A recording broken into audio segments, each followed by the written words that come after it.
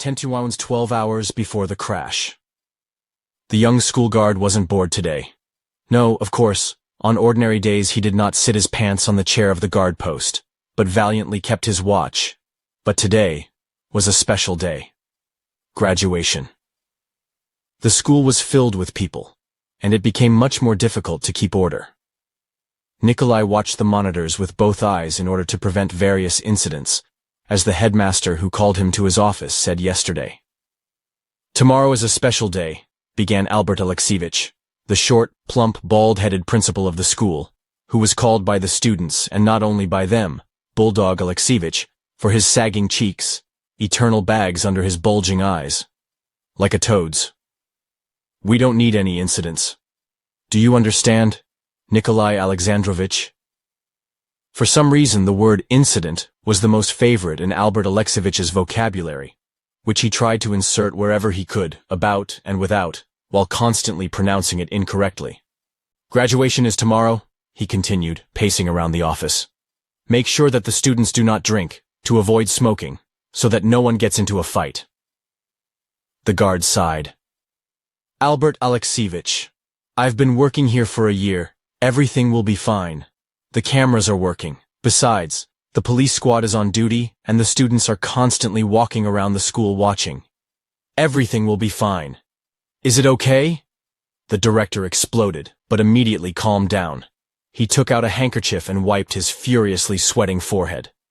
Last time, I was also told that everything would be fine. And in the end, what? The girls got into a fight in the bathroom. They got into a fight over the boy.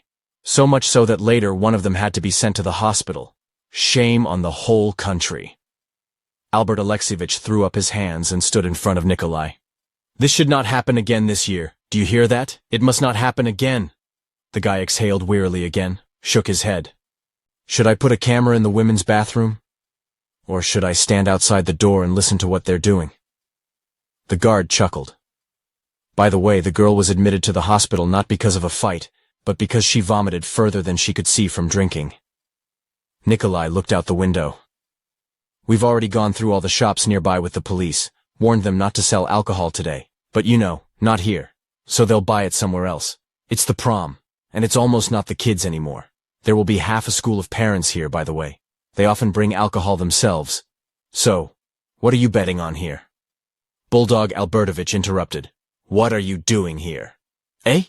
Make sure they don't get carried through. I repeat it again. We shouldn't have any incidents tomorrow, otherwise I'll fire you like your predecessor. The headmaster blushed, began to breathe even more often, which then covered not only his forehead, but also all visible parts of his body peeking out from under his baggy mouse-gray jacket. That's it, Nikolai, go ahead, he mumbled, pouring himself a glass of water. Go, and don't let me down. The guard left, exhaling angrily through his teeth. It's easy to fucking say watch out, he muttered, descending the wide staircase to the first floor of the school to take his place at the guard post. They're teenagers. Where can you keep track of them? A new day has come, and today, on graduation day, Nikolai did his best to ensure that not a single incident occurred at school. The children and their parents started showing up at school in the morning. Dressed up and groomed, they gathered in the auditorium. The dresses and suits on the hangers were carefully wrapped in bags to protect the beauty from the fine, nasty rain that had been drizzling since the night before. In general, the weather failed today. Meteorologists from a military base in the mountains warned that a powerful thunderstorm is possible by evening, and a fairly strong wind and rain will blow all day. Therefore, we had to move the entire event to the roof, abandoning the celebration on the street. This fact did not particularly upset the children and parents. Well, what about it? The school has a brand new renovation. The auditorium is large, equipped with the latest technology. There's an excellent speaker system, a large screen with an expensive projector, lighting, and comfortable seats for guests that easily slide to the walls, and the auditorium quickly turned into a cozy dining room. In fact, not so long ago, as they say, the whole school was living out its last days. Leaky windows, cold classrooms, office equipment from the last century. And now, everything is new, pretty. And all thanks to a new military unit that was built nearby in the mountains. where a perfectly paved road led through the taiga. It is not clear why, but after someone from the high command chose this particular place, money flowed into the town. No one knew exactly what the military was doing there, but this something was connected with the troops of chemists and dosimetrists. The increased secrecy of the facility initially bothered local residents, but after the city began to transform, when the school and kindergartens were renovated, when a modern cinema opened and other benefits of civilization appeared, which the inhabitants of a remote Siberian town located in the taiga wilderness did not even dream of, no one asked questions. Of considerable importance in the construction of a military unit in this place was the fact that not far from the town there was a small hydroelectric power plant that fed both the town itself and villages, with larger towns downstream. The relief of the mountains in this area developed in such a way that they created a fairly large but not very deep lake, which in turn played the role of a reservoir. In fact, the town was a working town. Here, 7 out of 10 people worked at the HPP, or were engaged in activities related to it. Nikolai Alexandrovich, the headmaster's voice interrupted the guard's thoughtful state. He had been running around the whole school since the morning, creating unnecessary confusion and a lot of unnecessary things for everyone he met on his way. "What's with the camera at the stadium? Have you replaced it?" The guard made surprised eyes, looking up from the surveillance monitors. "What do you mean?" "What is it?" he asked. "Why should I change it?" "I called the technicians. They were supposed to bring a new one yesterday, but there was no one there. Call them again, let them change urgently. There are guys running behind the toilet to smoke, it seems, but our camera doesn't work there. God forbid some kind of incident happens. Call them urgently, urgently." The guy exhaled sadly, looking at the retreating director's back. The camera, looking towards the stadium, capturing the back of the outdoor toilet, where boys and girls gathered to smoke during recess, had been messing up all the time he had been working here. The technician, a disheveled little man with shifty rat eyes and in a state of perpetual lack of sleep, came more than once, picked at something in it, and after that the camera worked for several days, and then the malfunction occurred again. Nikolai guessed the reason for the constant camera failures. You bet! What kind of camera can withstand almost daily beatings with sticks and stones from the same teenagers who believe that they are the smartest, and in general, these cameras are an intrusion into their personal lives? A couple of times he caught particularly hooligan boys and conducted explanatory work with them. For the most part, the children respected the school security guard. He turned a blind eye to their petty pranks if they did not lead to serious consequences, and always, with some animal instinct, guessing the place and time where a bad conflict flared up, he found himself in the right place, separating the brawlers, and often completely stopping the incident, as the director said, in the bud. 12 hours. 10 hours before the crash. The sky over the city was still overcast, but darker, almost black strokes have already been added to the gray, leaden color. It was getting to be a thunderstorm.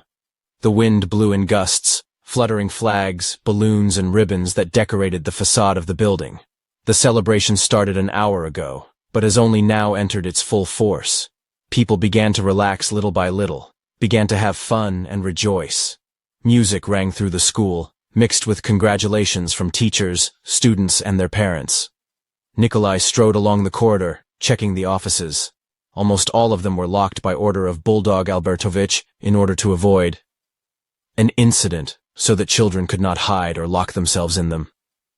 Only the main classrooms were left open, where the parents' clothes and various things necessary for the holiday were located. The boots thudded on the parquet. It was dark in the corridors because of the clouds over the city. The guard was heading to the far wing of the school, where the younger classes usually studied.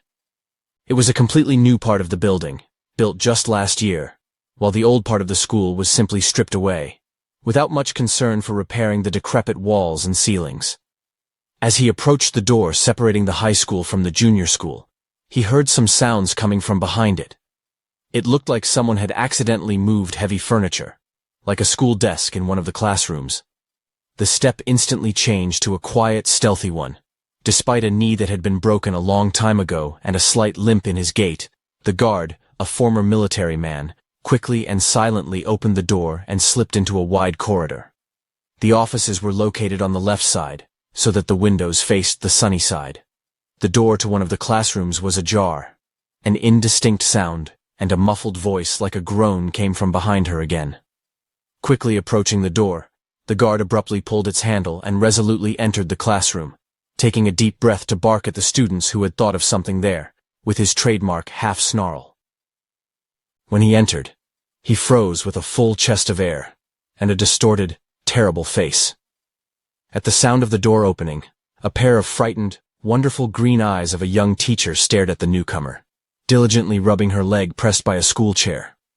"Oh," she breathed, straightening up, pressing her hands to her chest. "You scared me." "Out of the wine," Nikolai hissed, letting out a breath. "I thought it was the kids who were messing around here doing obscenities." "Yeah," the girl smiled. "They're doing an incident." Yes, his," the guy replied with the same smile. "What are you doing here? Why aren't you in the gym?" "Yes." The teacher waved her hand around the class. "I'm putting the office in order before the holidays. Tables and chairs need to be moved so that children at work can paint the floors and whitewash the walls and ceiling." "Let me help you," the guard offered, picking up 2 surprisingly heavy chairs at once. Without giving a sign, he playfully carried them between the desks, pushed to the blackboard, and put them on the farthest table. "They're heavy. Why are you carrying them alone? Is there really no one to help? So everyone's at the party, and the bulldog—" Spreading her arms, the girl stopped. "Albert Alexievich said that everything should be ready today. Supposedly, repairs will begin here almost tomorrow." The guy smiled at the moment when Alice Evgenievna stopped. "Yes, Bulldog Albertovich is always like that, just to get everyone to work as soon as possible." The girl smiled again and nodded. Her long, slightly curly locks trembled. The teacher's name was Alice Evgenievna. She matched her name. Short, with sweet, soft, almost childlike features, and had a pleasant, musically melodious, high-pitched voice. A girl with that name couldn't look any different, according to the guy. Just as, for example, the owner of the name Zenaida was immediately born in a padded jacket, felt boots, and of course, a down shawl, and her age immediately began somewhere in her 5th or 6th decade, and the patronymic was necessarily Mikhailovna or Semenovna. Together, they quickly put all the chairs on the tables, freeing up most of the office. "What are you planning to do on vacation?" Nikolai asked, taking another pair of chairs. "I haven't decided yet," the teacher replied wearily, and sat down on the edge of the table. She removed an unruly curl from her face and exhaled. "I'm thinking of going somewhere. Maybe to the Urals, maybe to Altai." "Altai? It's a strange choice," the guy was surprised, wiping sweat from his forehead and trying to move the heavy cabinet a couple more meters deeper into the room. "Well, yes, I like hiking. Mountains, taiga, rafting on rivers. In Altai, you want to ride along the Katun River or climb the Beluga." "An interesting hobby. I would never have thought that such a fragile girl would be interested in such a thing." "Well, yes, many people tell me that." Alice smiled. "Nikolai, where are you?" Their sweet conversation was interrupted by a hissing voice from the radio box on the guard's shoulder. The voice was irritated, belonging to none other than Bulldog Albertovich. The guard looked like he'd been hit on the back with a sledgehammer and forced to eat a ton of lemons. Rolling his eyes to the ceiling, he mouthed an obscene word, which made Alice giggle into her fist. "I'm making a tour of the territory to avoid unpleasant incidents," he said defiantly into the radio, emphasizing the last word, and more specifically the letter N, and smiled. "Get back to the remote control immediately. We have strange people here, but you are not there." The guy exhaled, pulled his face into a grimace of world discontent again. He tensed up, put his shoulder against the closet, and seemingly easily moved it from its place in one go. The teacher smiled coquettishly. "You're fast," she said reproachfully. "Probably. He could have done it right away." Nikolai jokingly shrugged his shoulders.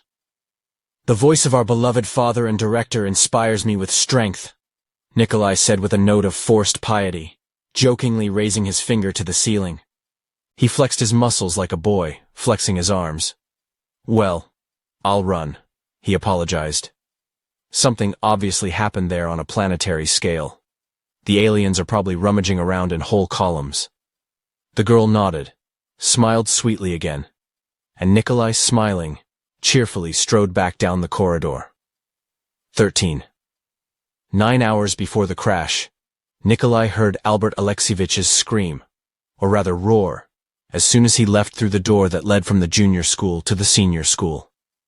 The roar came from the director's office. The guard quickened his pace, made it heavier, so that his approach could be heard from afar, and the local master heard that his slaves were not eating spelt porridge for nothing. Approaching the office, he resolutely pushed the door open with his palm and entered. "Are you an asshole?" The director stopped short as soon as the door opened. "You're doing it," he continued, having noticed the newcomer. "What's going on?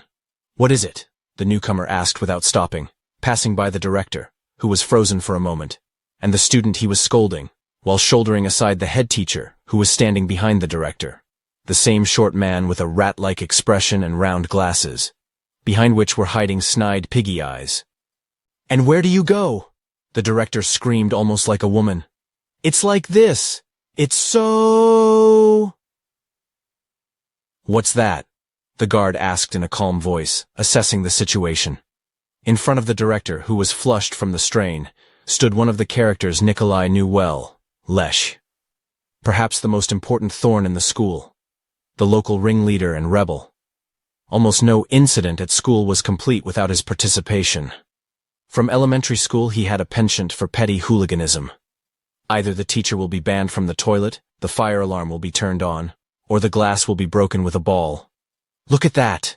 the director screamed again, thrusting a pack of condoms into the guard's nose with his fist. "What is this? What is it, I ask?" the headmaster shouted at the student again. "What are you thinking? At my school. At my school." Nikolai pulled away from the short, balding creature who was spewing screams and frowned at the kid. He looked defiant, but under the heavy gaze of the guard, he drooped, lowering his head.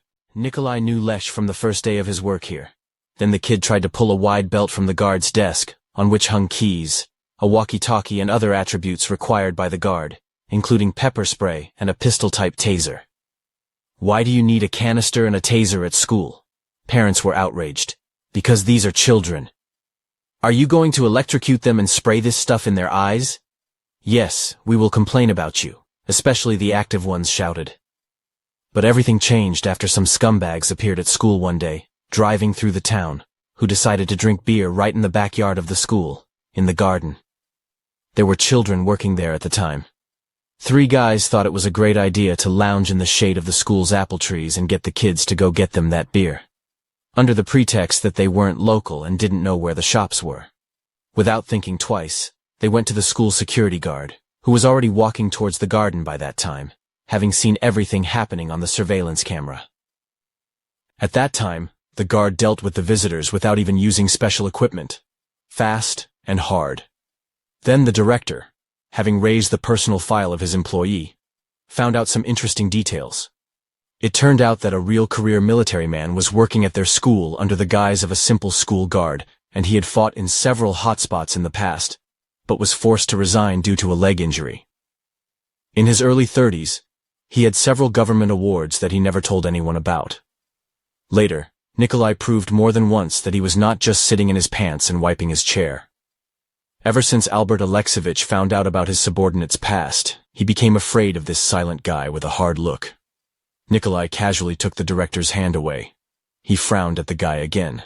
Without saying a word, he took the guy by the scruff of the neck and also silently led him out of the office. "What's that?" "What is it?" he asked softly, closing the door behind him. "Just like that," the guy mumbled. "You never know. Get back." There was an astonished exclamation after the director and his deputy lost their stupefaction. The door jerked open, but Nikolai pulled the handle back, closing it again. "What do you mean, you never know?" the guard asked gloomily, and stopped the attempt to open the door again. "Well, the boys are there anyway. They generally mess with the girls there," Lek began. "Well, like there's a belief that after school it's necessary." The door shook again. The guard pulled her, holding the handle. So, he boomed, looming over the guy. Lek, let's not do that. You're going to do a lot of things, and a bulldog's heart will burst. Is that what it takes to put a heavy weight on you? So that his ghost would come to you and whine, Lee-ha, Lee-ha. Lek looked down, but smiled slightly, relieving the tension. Talk to your friends, at least not at school. You're almost adults now. You decide for yourself who's with whom, what and how. But I repeat, not on territory, schools, and not today. Go meet the sunset and do whatever you want there. Let your parents be responsible for you. If I find you here, the man showed the guy a hefty fist. I'm going to rip something off someone. Did you get it? Lek jumped up. Yes, we are. Did you get it? The guard interrupted him. Yes, the guy said dejectedly. But we were already thinking of going to the beach after school. Sonia and the girls will be waiting there. The cars are there, the campfire, the tents, everything. Good, Nikolai interrupted, releasing the door handle of the director's office, which was no longer just being knocked on, but was being pounded with all his might. You still have to live here, communicate with everyone. Parents can look into each other's eyes, and then you never know. The girls will sober up, and their moms will come at you. Yes, we are not. The guy jumped up again, but stopped when the door opened, and the reddened, sweaty, bald head of the school principal appeared in the hallway. Do you understand me? What is it? The guard asked sharply. Yes. Lek supported the game. We got it, Uncle Cole. Now I'll tell the boys that lights out. The young man moved towards the stairs. Where to? Albert Alexievich jumped up, intending to stop the intruder, but Nikolai blocked his way. Smiling broadly, he moved towards the director, who backed away and bumped into his deputy, who immediately jumped deeper into the office. The incident is over, the guard said with the same smile. Albert Alexievich, you are such a good fellow. How could you tell he had these tricks? Pretending to be envious, the guy said.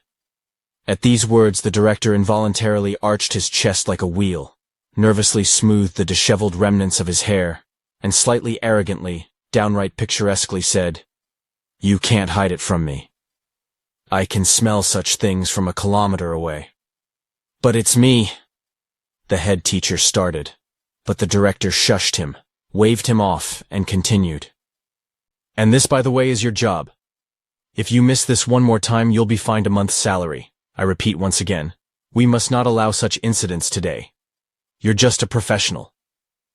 It's fake, the guard said in surprise, shooting his eyes unkindly at the head teacher, which made him cringe and his lips twitch in disdain. 19. 3 hours before the crash. The first flash of lightning lit up the sky somewhere behind the mountain to the west of the city. A few seconds later, a dull rumble of thunder could be heard. Nikolai was standing on the steps of the school under a large canopy, from the edge of which a continuous stream of water was falling from the incessant rain. A huge puddle formed in front of the porch, taking up all the space available to her from here to the gate, all the way to the entrance to the school grounds. Heavy raindrops created bubbles on its surface, drummed on the tin paneling on the windows, and rustled in the treetops. The sky was completely blackened by clouds. Oh, said a parent smoking next to him. It flashed. Yeah, the second one replied phlegmatically. Oh, how charged. It's visible until morning now. And I probably have a puddle in front of my house now, too. Every time it rains, all the dirt flows to me, even if you pump it out. I've already told our utilities how many times. We need to fill it with gravel. They don't do anything like that. Yeah, said the first one, taking a drag. I've charged it for about 6 hours, he added with the air of a rain expert. It flashed and rumbled again, noticeably closer, already somewhere in the city. After finishing his cigarette, the first parent flicked the butt into a puddle, where it hissed, quickly went out, and remained swaying on the small ripples created by raindrops. Wow, the second man exclaimed. Look how the soldier sparkles. All 3 pairs of eyes turned in the direction where the military unit was supposed to be located, hidden from the view of the inhabitants by the mountain and the taiga. Something was really going on there. The part itself was not visible, but in the twilight that had gathered due to the clouds, the flashes of light cast on the rock and the forest around were perfectly visible. Yeah, the first one drawled. The substation is probably sparking. It's raining like that. At my place, too. As soon as the rain gets heavier, the transformer is sparking like crazy down the street. How many times have I told electricians we need to make a canopy or raise it higher? So, no EEE. They're not doing anything. Meanwhile, the flashes disappeared. And after a while they started again. It looked like someone was welding something there with a huge welding machine. After flickering a little more, the flashes disappeared again. It flashed again. But already in the sky, somewhere in that area, and almost immediately, a thunderclap so deafening rolled across the ground that windows rang in the school, and it hit the ears with such force that one of the men already sat down in surprise. For a second it seemed that even the ground shook slightly. There was such a roar. "Holy shit," one of the parents swore, looking out from behind the door to the street. "Yeah," the rain expert said with childish joy. "Nearby somewhere." After that, the men hurriedly packed up and returned to school. Nikolai stood outside for a few more seconds, inhaling the cold, humid air, and also went to school to keep watch in order to prevent all possible unpleasant incidents. 12. 10 hours before the crash. The sky over the city was still overcast, but darker, almost black strokes have already been added to the gray, leaden color. It was getting to be a thunderstorm. The wind blew in gusts, fluttering flags, balloons and ribbons that decorated the facade of the building. The celebration started an hour ago, but has only now entered its full force. People began to relax little by little, began to have fun and rejoice. Music rang through the school, mixed with congratulations from teachers, students, and their parents. Nikolai strode along the corridor, checking the offices. Almost all of them were locked by order of Bulldog Albertovich in order to avoid an incident, so that children could not hide or lock themselves in them. Only the main classrooms were left open, where the parents' clothes and various things necessary for the holiday were located. The boots thudded on the parquet. It was dark in the corridors because of the clouds over the city. The guard was heading to the far wing of the school, where the younger classes usually studied. It was a completely new part of the building, built just last year, while the old part of the school was simply stripped away, without much concern for repairing the decrepit walls and ceilings. As he approached the door separating the high school from the junior school, he heard some sounds coming from behind it. It looked like someone had accidentally moved heavy furniture, like a school desk in one of the classrooms. The step instantly changed to a quiet, stealthy one. Despite a knee that had been broken a long time ago and a slight limp in his gait, the guard, a former military man, quickly and silently opened the door and slipped into a wide corridor. The offices were located on the left side, so that the windows faced the sunny side. The door to one of the classrooms was ajar. An indistinct sound and a muffled voice like a groan came from behind her again. Quickly approaching the door, the guard abruptly pulled its handle and resolutely entered the classroom, taking a deep breath to bark at the students who had thought of something there, with his trademark half-snarl. When he entered, he froze with a full chest of air and a distorted, terrible face. At the sound of the door opening, a pair of frightened, wonderful green eyes of a young teacher stared at the newcomer, diligently rubbing her leg pressed by a school chair. "Oh," she breathed, straightening up, pressing her hands to her chest. "You scared me." "Eee, out of the wine," Nikolai hissed, letting out a breath. "I thought it was the kids who were messing around here, doing obscenities." "Yeah," the girl smiled. "They're doing an incident." Yes, his," the guy replied with the same smile. "What are you doing here? Why aren't you in the gym?" "Yes." The teacher waved her hand around the class. "I'm putting the office in order before the holidays. Tables and chairs need to be moved so that children at work can paint the floors and whitewash the walls and ceiling." "Let me help you," the guard offered, picking up 2 surprisingly heavy chairs at once. Without giving a sign, he playfully carried them between the desks pushed to the blackboard and put them on the farthest table. "They're heavy. Why are you carrying them alone? Is there really no one to help?" "So everyone's at the party, and the bulldog—" Spreading her arms, the girl stopped. "Albert Alexievich said that everything should be ready today. Supposedly, repairs will begin here almost tomorrow. The guy smiled at the moment when Alice Evgenievna stopped. Yes. Bulldog Albertovich is always like that. Just to get everyone to work as soon as possible. The girl smiled again and nodded. Her long, slightly curly locks trembled. The teacher's name was Alice Evgenievna. She matched her name.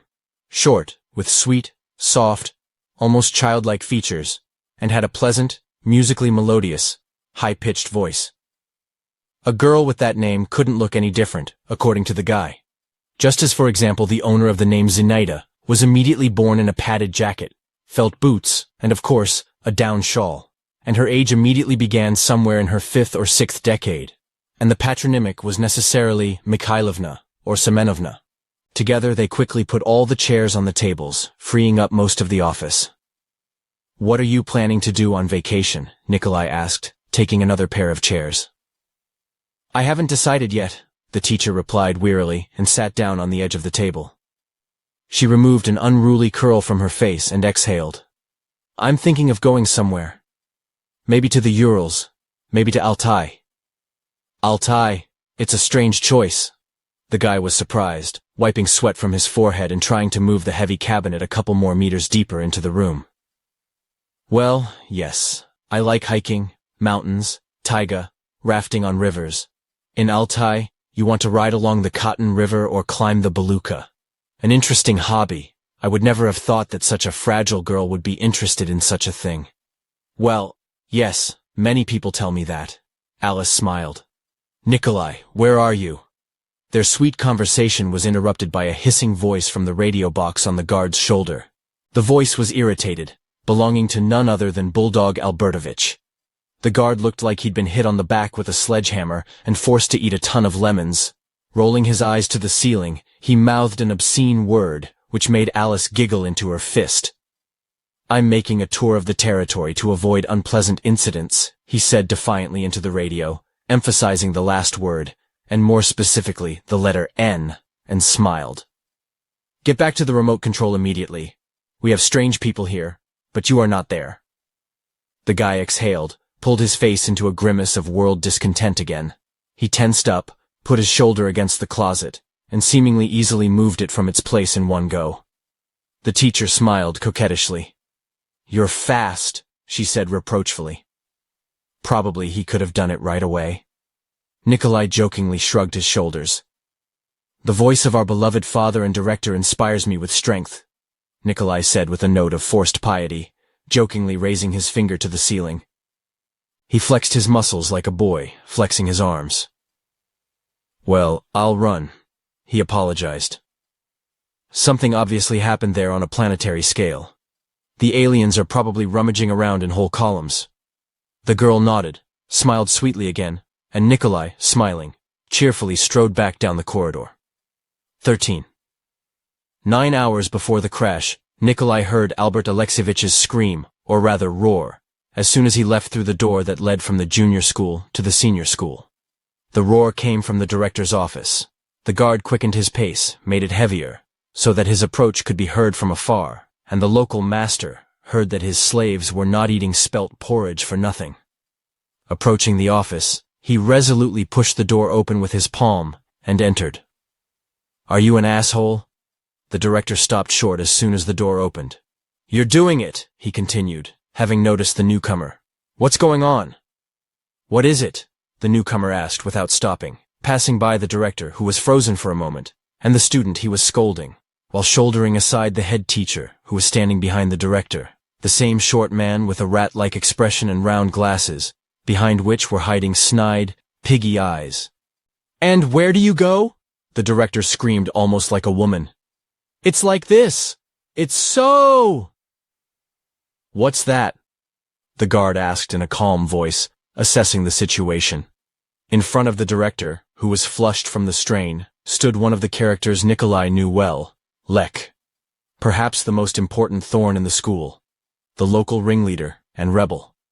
Almost no incident at school was complete without his participation.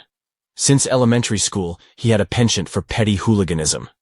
Either the teacher will be banned from the toilet, the fire alarm will be turned on, or the glass will be broken with a ball. Look at that! The director screamed again, thrusting a pack of condoms into the guard's nose with his fist. What is this? What is it, I ask? The headmaster shouted at the student again. What are you thinking? At my school. At my school. Nikolai pulled away from the short, balding creature, who was spewing screams, and frowned at the kid. He looked defiant, but under the heavy gaze of the guard, he drooped, lowering his head. Nikolai knew Lech from the first day of his work here. Then the kid tried to pull a wide belt from the guard's desk, on which hung keys, a walkie-talkie and other attributes required by the guard, including pepper spray and a pistol-type taser. Why do you need a canister and a taser at school? Parents were outraged. Because these are children. Are you going to electrocute them and spray this stuff in their eyes? Yes, we will complain about you, especially the active ones shouted. But everything changed after some scumbags appeared at school one day, driving through the town, who decided to drink beer right in the backyard of the school, in the garden. There were children working there at the time. 3 guys thought it was a great idea to lounge in the shade of the school's apple trees and get the kids to go get them that beer, under the pretext that they weren't local and didn't know where the shops were. Without thinking twice, they went to the school security guard, who was already walking towards the garden by that time, having seen everything happening on the surveillance camera. At that time, the guard dealt with the visitors without even using special equipment. Fast and hard. Then the director, having raised the personal file of his employee, found out some interesting details. It turned out that a real career military man was working at their school under the guise of a simple school guard, and he had fought in several hot spots in the past, but was forced to resign due to a leg injury. In his early 30s, he had several government awards that he never told anyone about. Later, Nikolai proved more than once that he was not just sitting in his pants and wiping his chair. Ever since Albert Alexievich found out about his subordinate's past, he became afraid of this silent guy with a hard look. Nikolai casually took the director's hand away. He frowned at the guy again. Without saying a word, he took the guy by the scruff of the neck and also silently led him out of the office. What's that? What is it? He asked softly, closing the door behind him. Just like that, the guy mumbled. You never know. Get back! There was an astonished exclamation after the director and his deputy lost their stupefaction. The door jerked open, but Nikolai pulled the handle back, closing it again. What do you mean, you never know? The guard asked gloomily, and stopped the attempt to open the door again. Well, The boys are there anyway. They generally mess with the girls there, Lech began. Well, like, there's a belief that after school it's necessary. The door shook again. The guard pulled her, holding the handle. So, he boomed, looming over the guy. Lech, let's not do that. You're going to do a lot of things, and a bulldog's heart will burst. Is that what it takes to put a heavy weight on you, so that his ghost would come to you and whine, Leeha, Leeha? Lech looked down, but smiled slightly, relieving the tension. Talk to your friends, at least not at school. You're almost adults now. You decide for yourself who's with whom, what, and how. But I repeat, not on territory, schools, and not today. Go meet the sunset and do whatever you want there. Let your parents be responsible for you. If I find you here, the man showed the guy a hefty fist. I'm going to rip something off someone. Did you get it? Lech jumped up. Yes, we are. Did you get it? The guard interrupted him. Yes, the guy said dejectedly. But we were already thinking of going to the beach after school. Sonia and the girls will be waiting there. The cars are there, the campfire, the tents. Everything. Good, Nikolai interrupted, releasing the door handle of the director's office, which was no longer just being knocked on, but was being pounded with all his might. You still have to live here, communicate with everyone. Parents can look into each other's eyes, and then you never know. The girls will sober up, and their moms will come at you.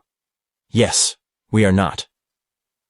The guy jumped up again but stopped when the door opened and the reddened, sweaty, bald head of the school principal appeared in the hallway. Do you understand me? What is it? The guard asked sharply. Yes, Lech supported the game. We got it, Uncle Cole. Now I'll tell the boys that lights out. The young man moved towards the stairs. Where to? Albert Alexievich jumped up, intending to stop the intruder, but Nikolai blocked his way. Smiling broadly, he moved towards the director, who backed away and bumped into his deputy, who immediately jumped deeper into the office. The incident is over, the guard said with the same smile. Albert Alexievich, you are such a good fellow. How could you tell he had these tricks? Pretending to be envious, the guy said. At these words, the director involuntarily arched his chest like a wheel, nervously smoothed the disheveled remnants of his hair, and slightly arrogantly, downright picturesquely said, "You can't hide it from me. I can smell such things from a kilometer away." "But it's me," the head teacher started, but the director shushed him, waved him off, and continued. "And this, by the way, is your job. If you miss this one more time, you'll be fined a month's salary. I repeat once again, we must not allow such incidents today. You're just a professional." "It's fake," the guard said in surprise, shooting his eyes unkindly at the head teacher, which made him cringe, and his lips twitch in disdain. 19. 3 hours before the crash, the first flash of lightning lit up the sky somewhere behind the mountain to the west of the city. A few seconds later, a dull rumble of thunder could be heard. Nikolai stood on the steps of the school under a large canopy, from the edge of which a continuous stream of water was falling from the incessant rain. A huge puddle formed in front of the porch, taking up all the space available to her from here to the gate, all the way to the entrance to the school grounds. Heavy raindrops created bubbles on its surface, drummed on the tin paneling on the windows, and rustled in the treetops. The sky was completely blackened by clouds. "Oh!" said a parent smoking next to him. "It flashed." "Yeah," the second one replied phlegmatically. "Oh, how charged, it's visible until morning now. And I probably have a puddle in front of my house now too. Every time it rains, all the dirt flows to me, even if you pump it out. I've already told our utilities how many times. We need to fill it with gravel. They don't do anything like that." "Yeah," said the first one, taking a drag. "I've charged it for about 6 hours, he added with the air of a rain expert. It flashed and rumbled again, noticeably closer, already somewhere in the city. After finishing his cigarette, the first parent flicked the butt into a puddle, where it hissed, quickly went out, and remained swaying on the small ripples created by raindrops. "Wow!" the second man exclaimed. "Look how the soldier sparkles." All 3 pairs of eyes turned in the direction where the military unit was supposed to be located, hidden from the view of the inhabitants by the mountain and the taiga. Something was really going on there. The part itself was not visible, but in the twilight that had gathered due to the clouds, the flashes of light cast on the rock and the forest around were perfectly visible. "Yeah," the first one drawled. "The substation is probably sparking. It's raining like that. At my place, too. As soon as the rain gets heavier, the transformer is sparking like crazy down the street. How many times have I told electricians, we need to make a canopy or raise it higher? So no EAA. They're not doing anything." Meanwhile, the flashes disappeared, and after a while they started again. It looked like someone was welding something there with a huge welding machine. After flickering a little more, the flashes disappeared again. It flashed again. But already in the sky, somewhere in that area, and almost immediately, a thunderclap so deafening rolled across the ground that windows rang in the school, and it hit the ears with such force that one of the men already sat down in surprise. For a second, it seemed that even the ground shook slightly. There was such a roar. "Holy shit," one of the parents swore, looking out from behind the door to the street. "Yeah," the rain expert said with childish joy. "Nearby somewhere." After that, the men hurriedly packed up and returned to school. Nikolai stood outside for a few more seconds, inhaling the cold, humid air, and also went to school to keep watch in order to prevent all possible unpleasant incidents. 22. The hour of disaster. The sky above the city was almost incessantly torn apart by curved claws of lightning. It rumbled almost non-stop, sometimes rolling in from somewhere on the left in a tight wave, then tearing the sheet of sky directly overhead, then coming with a reflected echo on the right. "Wow," the woman who came out on the porch said with delight and surprise. Indeed, there was something to be surprised about. A huge lake blocked the exit from the school. The water has reached all the way to the porch, which has never happened, and has already flooded the first step. Nikolai and several men had been standing on the porch for a long time, discussing what had happened. "Is the storm drain not working?" suggested one man.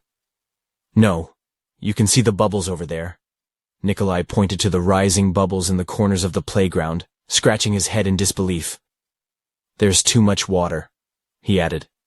"There has never been so much. It's strange." "Yes," said another parent. "It's 10 centimeters, or even 15 already. And look, it doesn't end." Another flash of lightning revealed just an endless stream of water flowing down the road from somewhere above the street, somewhere down. "Holy shit," someone else said in a stunned voice, looking out of the hallway of the school. "How do I go home now?" "What is it?" the woman asked, approaching her husband. "Who the hell knows?" He exhaled a cloud of smoke sharply and flicked the butt into a puddle, which was immediately picked up by the current and carried somewhere towards the gate. "There's probably a flood at home," he added nervously. "Pack up, take Katka, and let's go." "But how?" "There's a puddle over there, and I have—" She pointed to her dress and beautiful snow-white party shoes with high heels. "Here." She spread her hands. The man spat angrily and began to take off his shoes, and then socks, roll up the legs of his trousers. "Wait!" The guard interrupted him. "Can we wait here? Clearly something is wrong. Look at the stream rushing down the street." "What's that?" The man jumped up. "My house must have been flooded. Holy shit, you're burning up." The man took the first step out from under the canopy. He lifted his jacket over his head. Another clap of thunder hit my ears. The man who came out slipped and almost fell, but was caught in time by someone standing nearby. "I would advise you to stay at school," the school guard said louder, seeing how the other men were starting to take off their shoes with sullen faces. "Is there something wrong with the hydroelectric power station?" someone from the crowd asked timidly. There was a bad tension in the air. 1 second, another. A flash of lightning illuminated the school grounds again. A thunderclap rolled over the ground. The people on the porch became agitated, murmured, and the tension became more noticeable. Indeed, a simple rain could not have caused so much trouble. There was too much water. She was already rushing down the road in a dirty stream, carrying with her fragments of some branches, rags, and debris. The stream was barely ankle deep, but in all the time that people had lived here, this had never happened before. "This is not a hydroelectric power station," Nikolai said loudly and firmly, stepping forward a little. "If something had happened to the station, we would have heard the sirens, and it would have been immediately silenced. They would have declared an evacuation. Somewhere, probably, the river overflowed its banks, washed the ditch, and now the water is flowing here." After these words, the people calmed down a little. Indeed, almost everyone here, worked at the station and knew perfectly well how the dam and hydroelectric power station were arranged, what to do in case of its breakthrough, as well as the signs of malfunction on it. "I'm going anyway," said the man who took off his shoes first.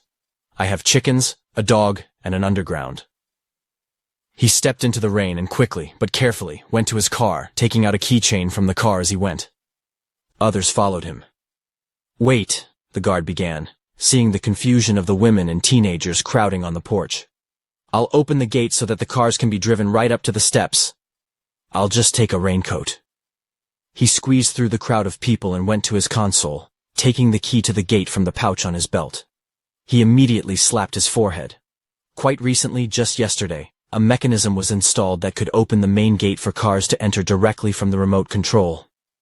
This made it possible not to run around every time and open them manually when a car with groceries arrives, or the teachers who arrived in their cars did not want to leave them outside the school, but put them under the cameras right on a special site designed for 8 cars. Even now, there were several cars of teachers who had not yet gone home. The guy saw this in the monitor, sat down at his remote control, pressed the right button, and started the mechanism. The gate shuddered and began to open. At the click of another button, a powerful lantern lit up above the eaves of the school, illuminating the entire area in front of the porch. The first car entered the territory, and rolled sideways to the steps, driving several large waves onto the porch. "There's too much water," Nikolai noted to himself. According to his estimates, there are already 20 centimeters of water. One by one, the cars left the school, taking away the passengers who were soaked to the skin. "We need to call the Ministry of Emergency Situations," Albert Alexievich said thoughtfully, watching as the last car of the guests who left the school headed up the road against the current of the water. A huge SUV that looked like a Jeep, but was actually a parody of it, pushed an elastic wave in front of it, barely moving forward, its bald tires sliding on the asphalt. The director picked up the phone at the security post, squinting at what was happening outside. He pressed the right buttons, almost without looking, while waiting for the call to be answered. At that moment, several things happened at the same time. The monitors did not transmit sound from the cameras, but only a picture. So Albert Alexievich first heard the surprised exclamation of people from the porch who decided to stay at school today, and then he heard the roar of a car horn, an incomprehensible rumble and rustle. On the screen of the security post, he saw how a sharp oncoming stream, which came from nowhere, hit the hood of the car, spilling over it. The SUV spun across the road and rumbled down the street. A huge, dirty black wave surged into the school grounds, swept through the porch, and spread over the first floor in a thin layer. People screamed, and rushed into the hallway, and the guard who had already appeared at the door, who seemed to have just stood next to the principal, was already locking the outer doors, blocking the school from the water. A second later, the light blinked and went out. The distant wail of sirens could be heard from the street, barely above the rumble of thunder. Albert Alexievich's face fell, sweat broke out on his forehead. He saw on the monitor how a continuous river was already rushing down the street, carrying fragments of trees, shifting parked cars, rumbling and gaining its strength. The walls of the school began to hum. "Everyone to the second floor!" the guard shouted with a loud growl, locking the inner doors. "Quickly!" he added, ran up to the console, pressed some buttons. He opened the bedside table by the table, grabbed 2 large bags from it, and threw them on the table. He shouted in the face of the stunned director, slapping him on the cheek. "Take the people to the second floor now!" The dim light of the emergency lights came on. The people in the hallway were crowding in fear, talking nervously about something. Someone tried to call relatives and friends on mobile phones, but there was no connection. And the phones, despite all the attempts of people, only beeped for a long time. An exclamation of startled surprise came from the assembly hall, followed by the sound of falling furniture and the hurried trampling of several pairs of feet. Several people ran to the security desk, splashing wet shoes in a puddle that had spread out along the corridor. Among them were teachers, kitchen staff, and several parents and students who stayed to help remove decorations in the hall and move furniture into place. "What's going on?" people started talking. "There's water everywhere." "There's a flood outside," someone from the crowd replied. "Something's wrong with a dam or a hydroelectric power station. There's a whole river on the street. The sirens are howling." Nikolai grabbed the bags and slung them over his shoulder. "Everyone go up to the second floor," he shouted loudly and led the way up the stairs. The crowd, hesitating a little, began to rise after him. From the windows on the second floor, it was clear that there was a real flood going on outside. During the lightning flashes, people could see a dirty black stream rushing along the road, entailing various debris. People huddled together in fear. Albert Alexievich was rushing around the classroom, trying to reach someone on his mobile phone, but he, like the others, was silent. "It doesn't work," he finally stated after a few minutes of useless attempts. "There is no network." "I have a satellite phone," Nikolai replied, squatting on the landing between the floors, watching the water that was gradually seeping through the cracks in the doors and filling the corridor. "I'll get it now," he added, memorizing the last dry steps so he could compare the water level in a few minutes. Going to one of his bags, he took out a satellite phone box from a side pocket. He handed it to the director. "Try to call the Ministry of Emergency Situations or the person on duty at the administration, and in the meantime, I'll walk around the school, check if there are still people left somewhere, or the doors are not locked, and in general, I'll look around." Albert Alexievich unfolded the phone receiver and began to dial the number of rescue services. The guy picked up one of the bags, took it to the window, put it on the windowsill, and began to pull out various things. A headlamp, thick gloves with plastic inserts in place of the knuckles, and a military-style boot with several pockets attached to it. I attached a carabiner with a rope to the loop on my back, fixed the other end to the right side of my vest, and collected the extra cable in a pouch. I inserted the headset cable into the walkie-talkie and fixed it on my head. He pulled another walkie-talkie out of his bag, turned it on, checked, turned it off, put it back away. Approaching the director, he handed him a walkie-talkie he had taken from the observation post. He took a hand torch from his belt, turned it on and went down the stairs. By that time, the water had risen by another whole step and continued to rise. Scraps of paper, ribbons, and balloons were floating everywhere. Nikolai took a step into the water. It got into the shoe uncomfortably. Grimacing, he moved to the left of the stairs, along the corridor, towards the offices. Checked everything, one by one. The water outside the school rose to the level of the windows and began to seep through them, despite the fact that the windows were modern and recently installed. After closing all the offices, in order to reduce the flow of water at least a little, the guard went back to the second floor. I also had to check the elementary school. Among those people who were in the physics room, he did not see Alice, perhaps, of course, she had left a long time ago. Or perhaps for some reason she was still there in the office. Albert Alexeyevich paced nervously from corner to corner. "Well?" Nikolai asked, taking off his boots and draining the water from them. "Have you reached the duty officer?" "No," he said irritably. "They don't pick up the phone. Or rather, there is no connection. I got through to the regional rescuers, told them about the incident. They should contact the local military, organize an evacuation, and send rescue services here." Albert Alexeyevich sat down on a chair. He rubbed his face wearily. "The engine room at the station was destroyed due to a water hammer. The water is coming through a destroyed pump. The staff is urgently trying to plug the hole, but it cannot be done without special equipment, and communication has been disrupted throughout the area. Waiting for rescuers. So the water will continue to flow. Also, several rivers above overflowed their banks. The authorities declared a state of emergency in the region. But some kind of bullshit is going on.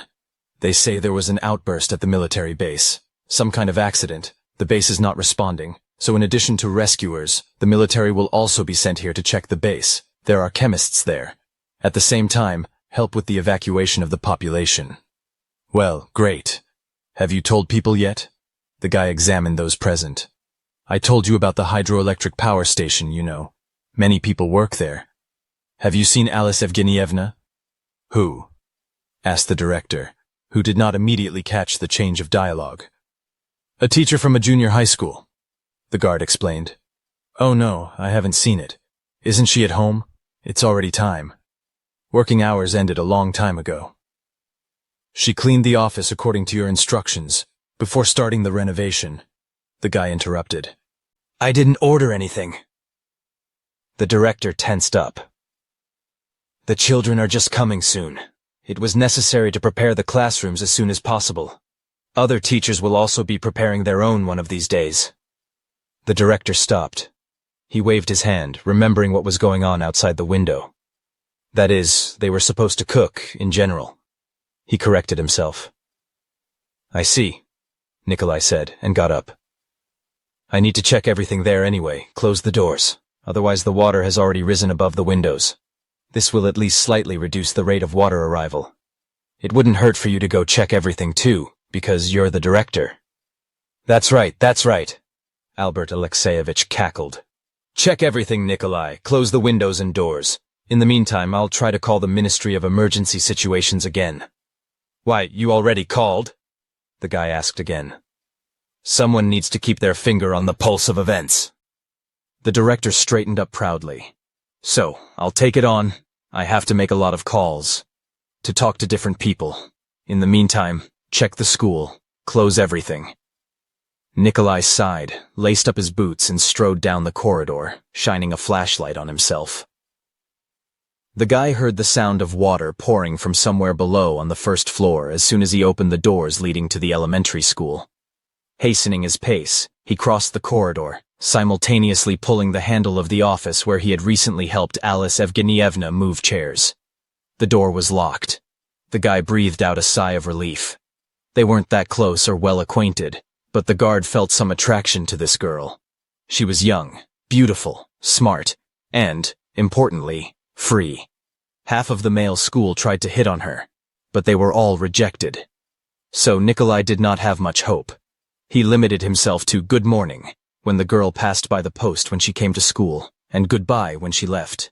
Sometimes, however, I managed to exchange a few words with her, but it was extremely rare. Now that he hadn't found her, he felt conflicted. On the one hand, it's good that she managed to leave, but on the other, how are things going for her now? Who knows if she got home and was caught in a traffic accident? How was her house? If the apartment was flooded? And if she was alone there and didn't know what to do? Various questions were spinning in his head from excitement. It is not known what he would prefer. For her to be at home now, away from what is happening here, or to be next to him, because he would be able to help her, protect her from all this. Probably. With such thoughts, the guard reached the stairs leading to the first floor. There was noticeably more water here, as the school stood sideways to the wave, where the classrooms were located. Muddy, gray, and dirty, it was swaying about halfway up the stairs. It could be heard rushing out from somewhere below in a noisy stream, rumbling and making noise. Apparently, the windows couldn't withstand the water pressure and were squeezed out or knocked out by some kind of debris. Nikolai squatted on the last step, ran the beam of the flashlight over the surface of the water, directing it deeper into the corridor. The water flowed out in a torrent from two offices. The doors of the first one were knocked out, and those of the second one were damaged. The door curved at the very top, and the stream gushed out at about chest level. The guy illuminated the door leaf, peering into the gloom of the corridor. I didn't want to go into the water, but I had to check if there was anyone left in the offices. Last time he went around, he didn't reach the lower floor, but someone could have stayed here. Nikolai shone the flashlight beam into the gap between the doorway and the door, then took it away, directed it again, took it away again, creating a blinking effect. He shouted and listened. The only sound was the sound of water. He shone the light through the doorway once more, grimaced in annoyance, and straightened up. I decided to return. Suddenly, an unusual sound reached his ears. "Hey!" he shouted, trying to make himself heard over the sound of the water. The strange metallic sound answered him again. It sounded like someone was hitting a radiator. As he listened, he could hear the rhythmic banging of metal on metal. Someone was really hitting the pipe. Without thinking twice, he quickly descended the steps. The water reached his waist. Resisting the swirls of the water, holding onto the door handles, he listened to each door, shouting so that he could be heard. As it turned out, the sound came from the classroom, where the door was broken. Before he reached it, he heard a woman's voice. "Hey, over here!" the woman screamed. "We're here!" echoed a voice that clearly belonged to someone younger. When he reached the door, the guy shone the light into the opening, grabbed it with his hands, and pulled it towards him with force. It cracked, and snapped. The gap widened, and murky water poured through it into the corridor in an increased stream. "I'm here!" the guy shouted, grabbing onto the debris. "Get away from the door, I'll try to break it down," he added, bracing his foot against the wall. Straining, constantly slipping, he pulled once, twice, 3 times, loosening the plywood. With another effort, he pulled sharply again, tearing out the lock. The door cracked, gave way and opened, releasing dozens of cubic meters of dirty water along with furniture, which immediately got stuck in the doorway. After coping with the flow, the guard took up the traffic jam and began to intensively loosen it. He had already seen the faces of the people locked in the office. It was Alice Evgenievna and another girl, a high school student. A minute later, he dealt with the traffic jam, disassembling it in half so that both girls could squeeze through the gap. "What are you doing here?" Nikolai shouted, overpowering the torrent of water and thunder coming from outside. "I thought you'd left." "No," Alice replied, holding onto the girl with one hand and the man's shoulder with the other. "We were upstairs when the flood started, and we didn't see it. When we heard something rustling, we went down. They wanted to close the window, and then it was smashed by the flood, and the door was pressed by furniture. Water rushed out of the office doors in a torrent, quickly filling the hallway. When the 3 of them reached the stairs, the water was already chest deep, but its level did not rise anymore. Going up the stairs, the guy heard a crash. It squeezed out the windows in the hallway. The water, having gained a new space, rushed out, abruptly declining. The guard barely managed to grab the girl by the arm before the current violently yanked her back. She screamed, stumbled, but did not fall, clutching the railing. Leaving wet footprints behind, they went up to the second floor of the junior high school. "What's going on?" Alice asked. "There's something at the hydroelectric power station," Nikolai replied, wiping water droplets from his face. "Are we going to drown?" "What is it?" the girl asked, startled. "No, I don't think there will be that much water," the young man reassured her. "The hydroelectric power plant is in place. It's just that the water went through the engine room. Rescuers should arrive soon. They will evacuate the village and fix the hole at the station." "I need to call my parents," the girl said in a frightened voice. "My phone is wet. My parents will kill me." "What is it?" she sobbed. "Calm down," Alice warned her. "We have a flood. Your parents won't scold you over your phone. And there is no connection. Only my satellite is working. Albert Alexievich has it. But the connection is down anyway. I can't call anyone. There's not even a light on while we're sitting on the backup generator. It's enough for 4 hours. Let's go." Everyone gathered there in the physics room. "You need to change into something, or you'll freeze." "Alice Evgenyevna." Seeing the girls and the guard, the head teacher named Valentin jumped up. "What happened to you?" "You're all wet," he wailed, taking the girl by the hands. Valentin sat the teacher down on a chair, without ceasing to wail. The girl sighed, looked around the audience, straightened her matted hair. "Do you have anything to drink?" "What is it?" she asked softly. Valentin immediately exploded, looked around. "Does anyone have any water?" "What is it?" he asked the crowd loudly. The people exchanged glances. Someone shook their head negatively. "No," someone said anyway. "There's water everywhere," said another sarcastically. "There's a lot outside the window." "We need drinking water," Valentin persisted, nervously shifting his gaze from one person to another. "No one has it," someone else said irritably. Nikolai silently took out a small sealed bottle from his bag, which was immediately snatched from his hands by Valentin. He ingratiatingly handed the bottle to the girl, even managing to twist the cork off it. "Here, take this," he said, handing the water to Alice Evgenyevna. "Anything else?" The girl took several greedy sips. Wiping her lips with her hand, she handed it to the girl, who no less greedily emptied the remaining bottle at once. "We need to change." "It's cold in here," she said softly. Valentine immediately jumped to his feet again. He looked around the crowd. "Does anyone have a spare?" he began, and immediately realized the stupidity of his idea. Everyone in the office was dressed in festive clothes. Women in thin evening dresses huddled close to their husbands. Children, shivering from the cold, rubbed their chilled hands. It was noticeably colder at school, and there was a sense of moisture and dampness. Someone roughly pushed Valentine aside. It was the same guard who had brought the woman and the girl, the one who was unpleasant to Valentin, whom he considered his direct competitor. The guy was holding a bundle in his hands. The bundle turned out to be the guard's spare shirt and a summer rain jacket, with which he covered the teacher and the girl. Valentin gnashed his teeth, critically examining his jacket, which he did not immediately think to take off. "Here, take this. It's warmer," he said, taking off his jacket and casually throwing the guard's shirt to the floor. The girl looked confusedly first at Valentin, then at Nikolai standing behind him. "Thank you," she said, and turned to pick up her shirt. "Nothing." The guy beat her to it. Picking it up, he began to unbutton the one he was wearing. Wet, covered with mud and fine dried sand. "I need to change my clothes too."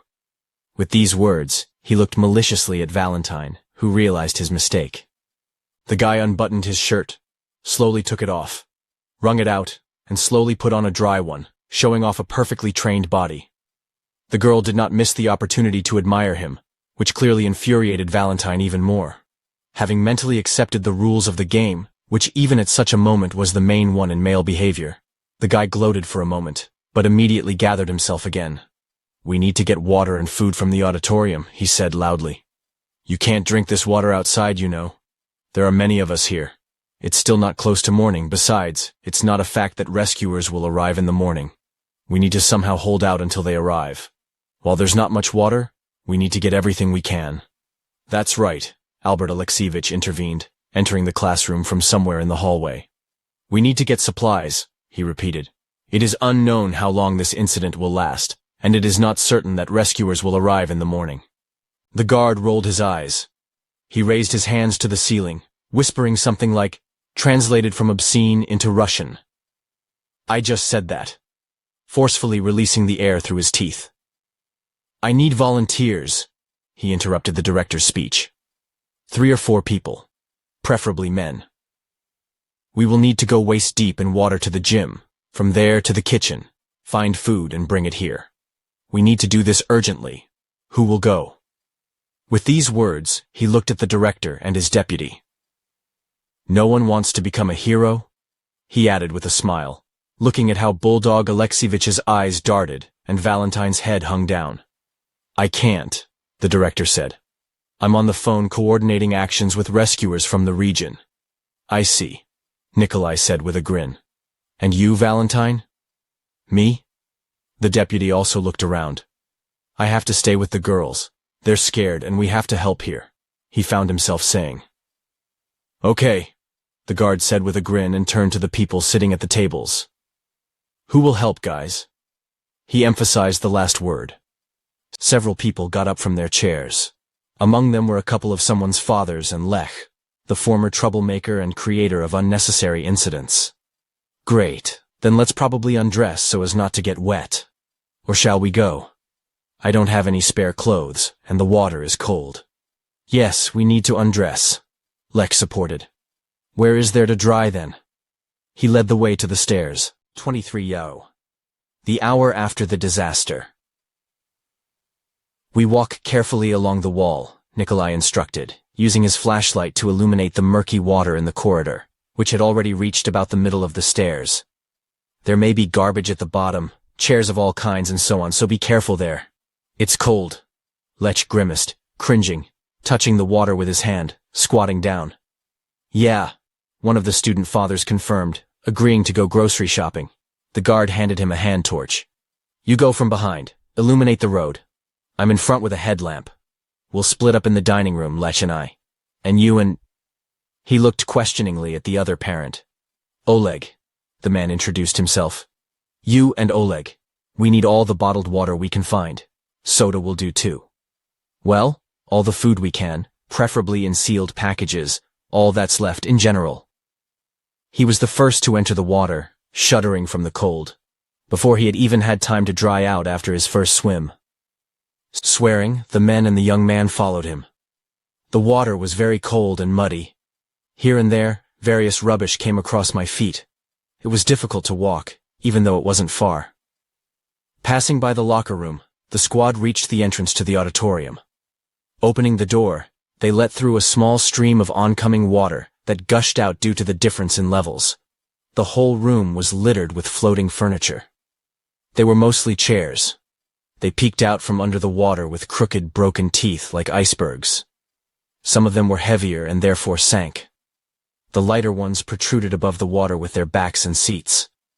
The roof in the assembly hall had not been repaired, and therefore streams of dirty water flowed down from above, mixed with slag and sawdust, hitting the surface of the lake in noisy streams, which formed on the site of the former assembly hall.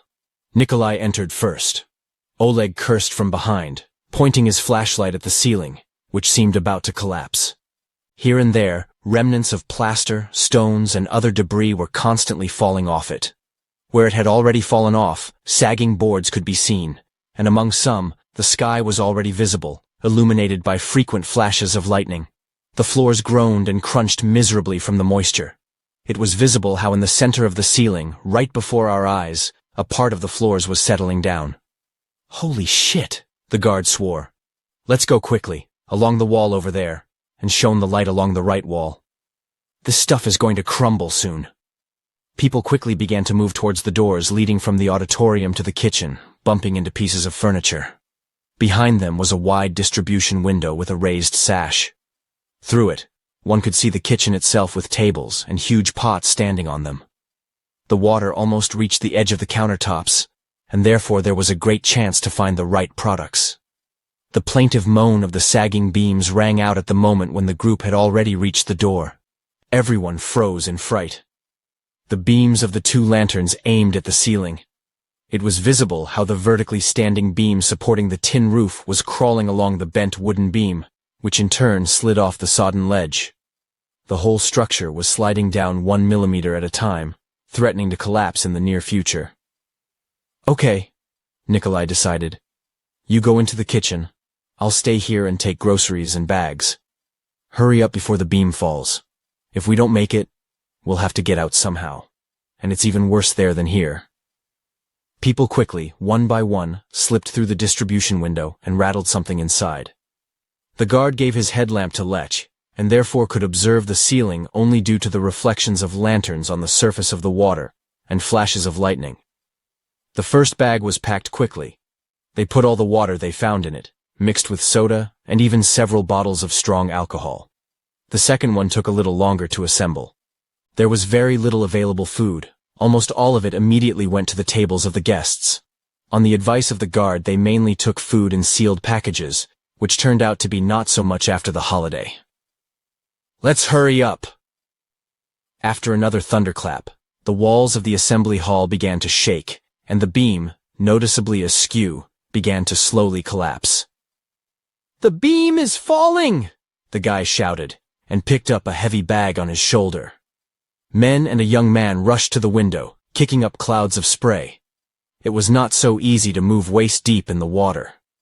"Faster! Faster!" the guard urged them, stretching out his arms, accepting the bag, and helping people climb into the distribution window. As soon as someone climbed through the window, they immediately rushed to the exit, without waiting for the others, as it would be in some Hollywood movie. When the roof collapses over your head, ready to crush yourself, then there's not much time for help. No one wanted to die so stupidly, because when Lech was the last to climb through the window, Nikolai had already rushed after him light, throwing bags to the men who had gone ahead. A stream of dirty water gushed from the ceiling, mixed with fragments of boards and slag. The guard and the young man rushed through the entire hall and safely got out into the corridor, where men were waiting for them, loaded with huge bags of provisions, shining a flashlight at them. "Let's run!" Nikolai shouted as he caught up with them. "I think we made it!" The group moved on, hearing the roof continue to collapse behind them.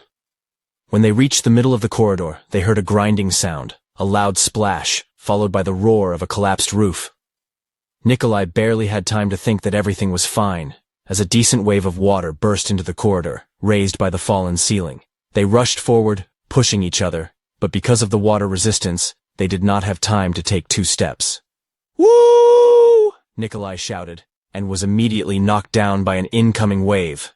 The current pushed him forward, knocked him down, pinned him to the floor. Almost immediately, he got to his feet, hitting his head on something hard, probably some furniture lying on the floor. When he surfaced, he barely had time to take a deep breath, and he was again covered by a wave reflected from the narrow walls of the corridor. He dived headfirst again. His hand rested on someone's back, and he instinctively tried to grab the man's clothes, but since they had all undressed before going camping, his hand just slipped off. Something hit me in the side, then in the leg, in the back. The impacts of the debris were palpable, and the stream underfoot swayed, preventing them from rising on the tiles slippery with silt and other debris. After a few moments, Nikolai felt the door handle on his left, grabbed it, and straightened up. The hallway was dark. Ahead, under the water, he saw the light from a lantern and a dark figure against its background. Taking a step forward, he put his hand into the water, dived under and lifted Lech. He was cursing furiously, snorting and spitting. "Hold on," he shouted, and immediately saw one of his parents in the beam of Lech's flashlight. He was standing further down the hall, spitting water, wiping his face with his hands. "Where is Oleg?" Nikolai shouted, moving forward, holding Lech with one hand. The water in the hallway was still agitated, trying to get into my mouth and eyes. "I don't know," the man shouted, holding a bag of groceries above his head. "The lantern is at the bottom." He pointed to a cloudy, glowing spot, looking around.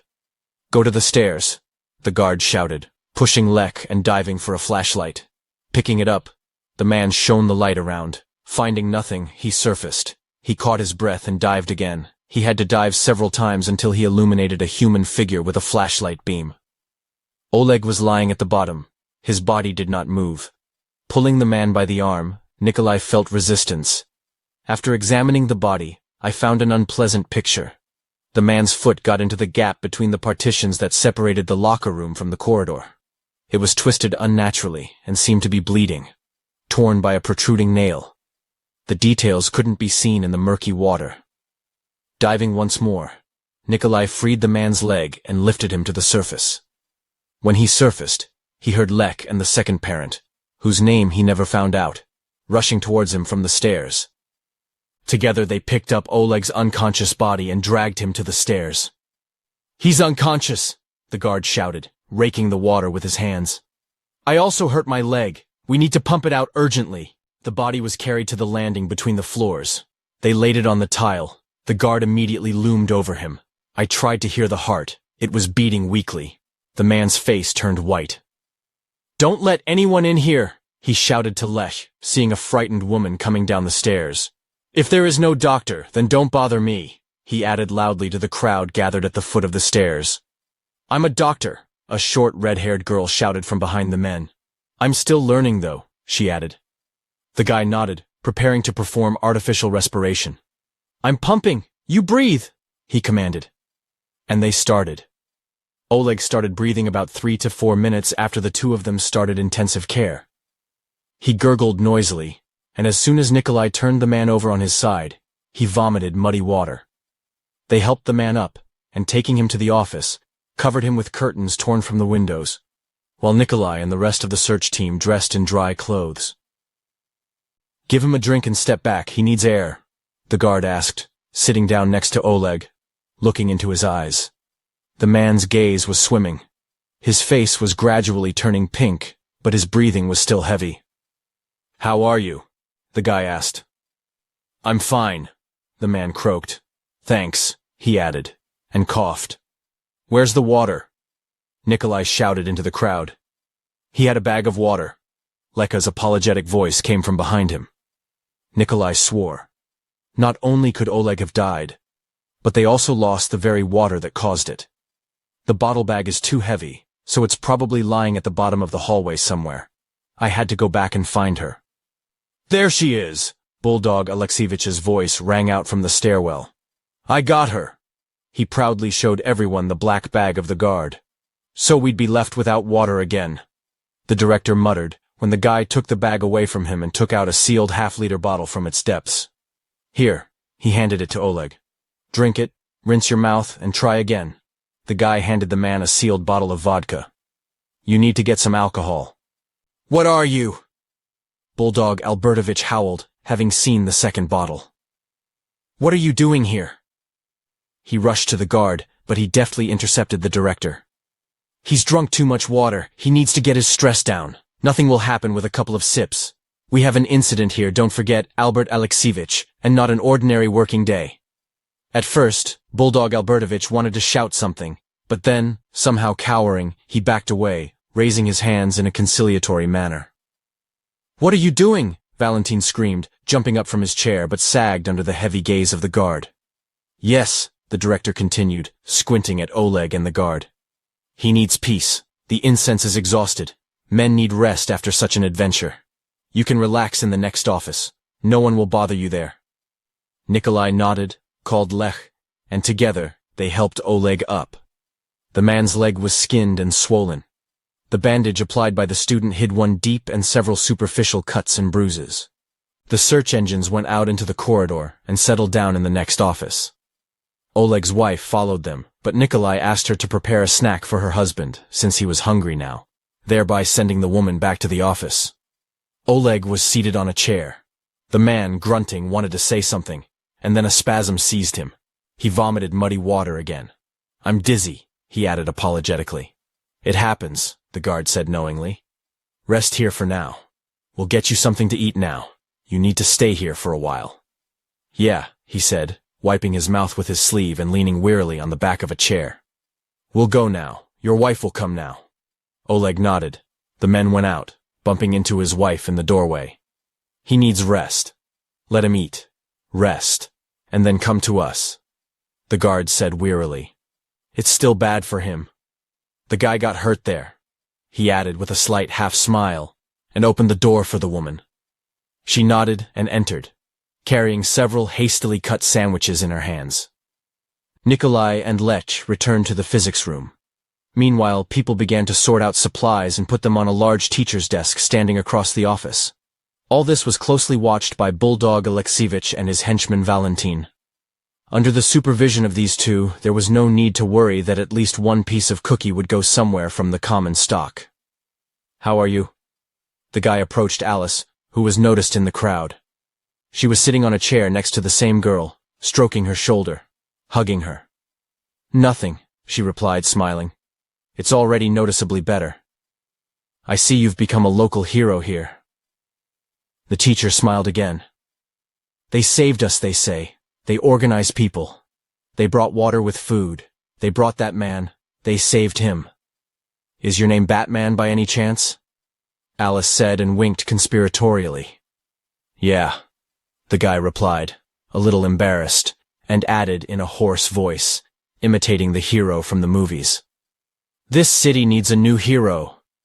The young men laughed. No, he continued, after a couple of moments. It seems to be a normal phenomenon for a man. Someone has to do all this. He glanced sideways at the director and his deputy arguing with the crowd. And the uniform kind of obliges. He pointed with his finger at the inscription, Security, and, also smiling conspiratorially, added mysteriously, Besides, the color of the uniform is very similar to the superhero's cape, and so I cannot stand out in the crowd. Oh, Durlo, the girl said, and they smiled again. Gisatari. 2 hours after the disaster. Contrary to everyone's expectation, the water continued to rise, and by midnight, it had already reached the level of the landing between the first and second floors, continuing to rise. People, tired and exhausted from waiting, were reclining on pushed chairs and tables. The emergency lighting lamps have noticeably reduced the intensity of their glow. Albert Alexievich, the guard addressed the dozing principal of the school. A couple more hours, and the lights will go out. What are your suggestions? Huddling into his jacket, the director said sleepily and tiredly. We need to turn off the excess lighting to save fuel in the generator.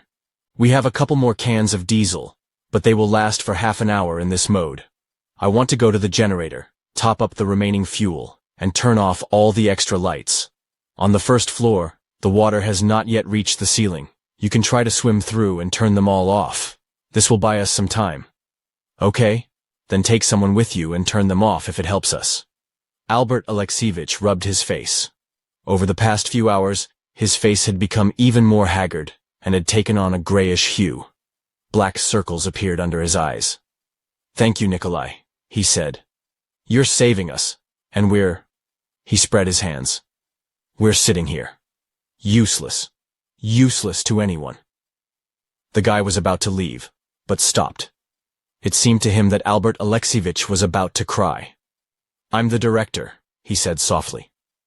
I was supposed to gather people, organize, but he sobbed. I'm sitting here, hiding, waiting for something. Albert Alexievich, are you drunk? The guy asked, noticing a half-empty bottle of some alcohol standing nearby. Am I drunk? What is it? The director asked, breathing fresh fumes on the guard. I've been drinking a little, he hiccuped. I have the right. There's such an incident going on here, and it's all on my own, all on my own. Albert suddenly began to get excited, throwing off his momentary weakness. I have the right. He repeated it louder and tried to get up, but he swayed and fell back into his chair with a bang. Several people were startled by the sudden sound. You have it! You have it! Nikolai said harshly, and abruptly stood up and strode to the door. Lech, he called to the guy standing by the window. Come on. I need your help.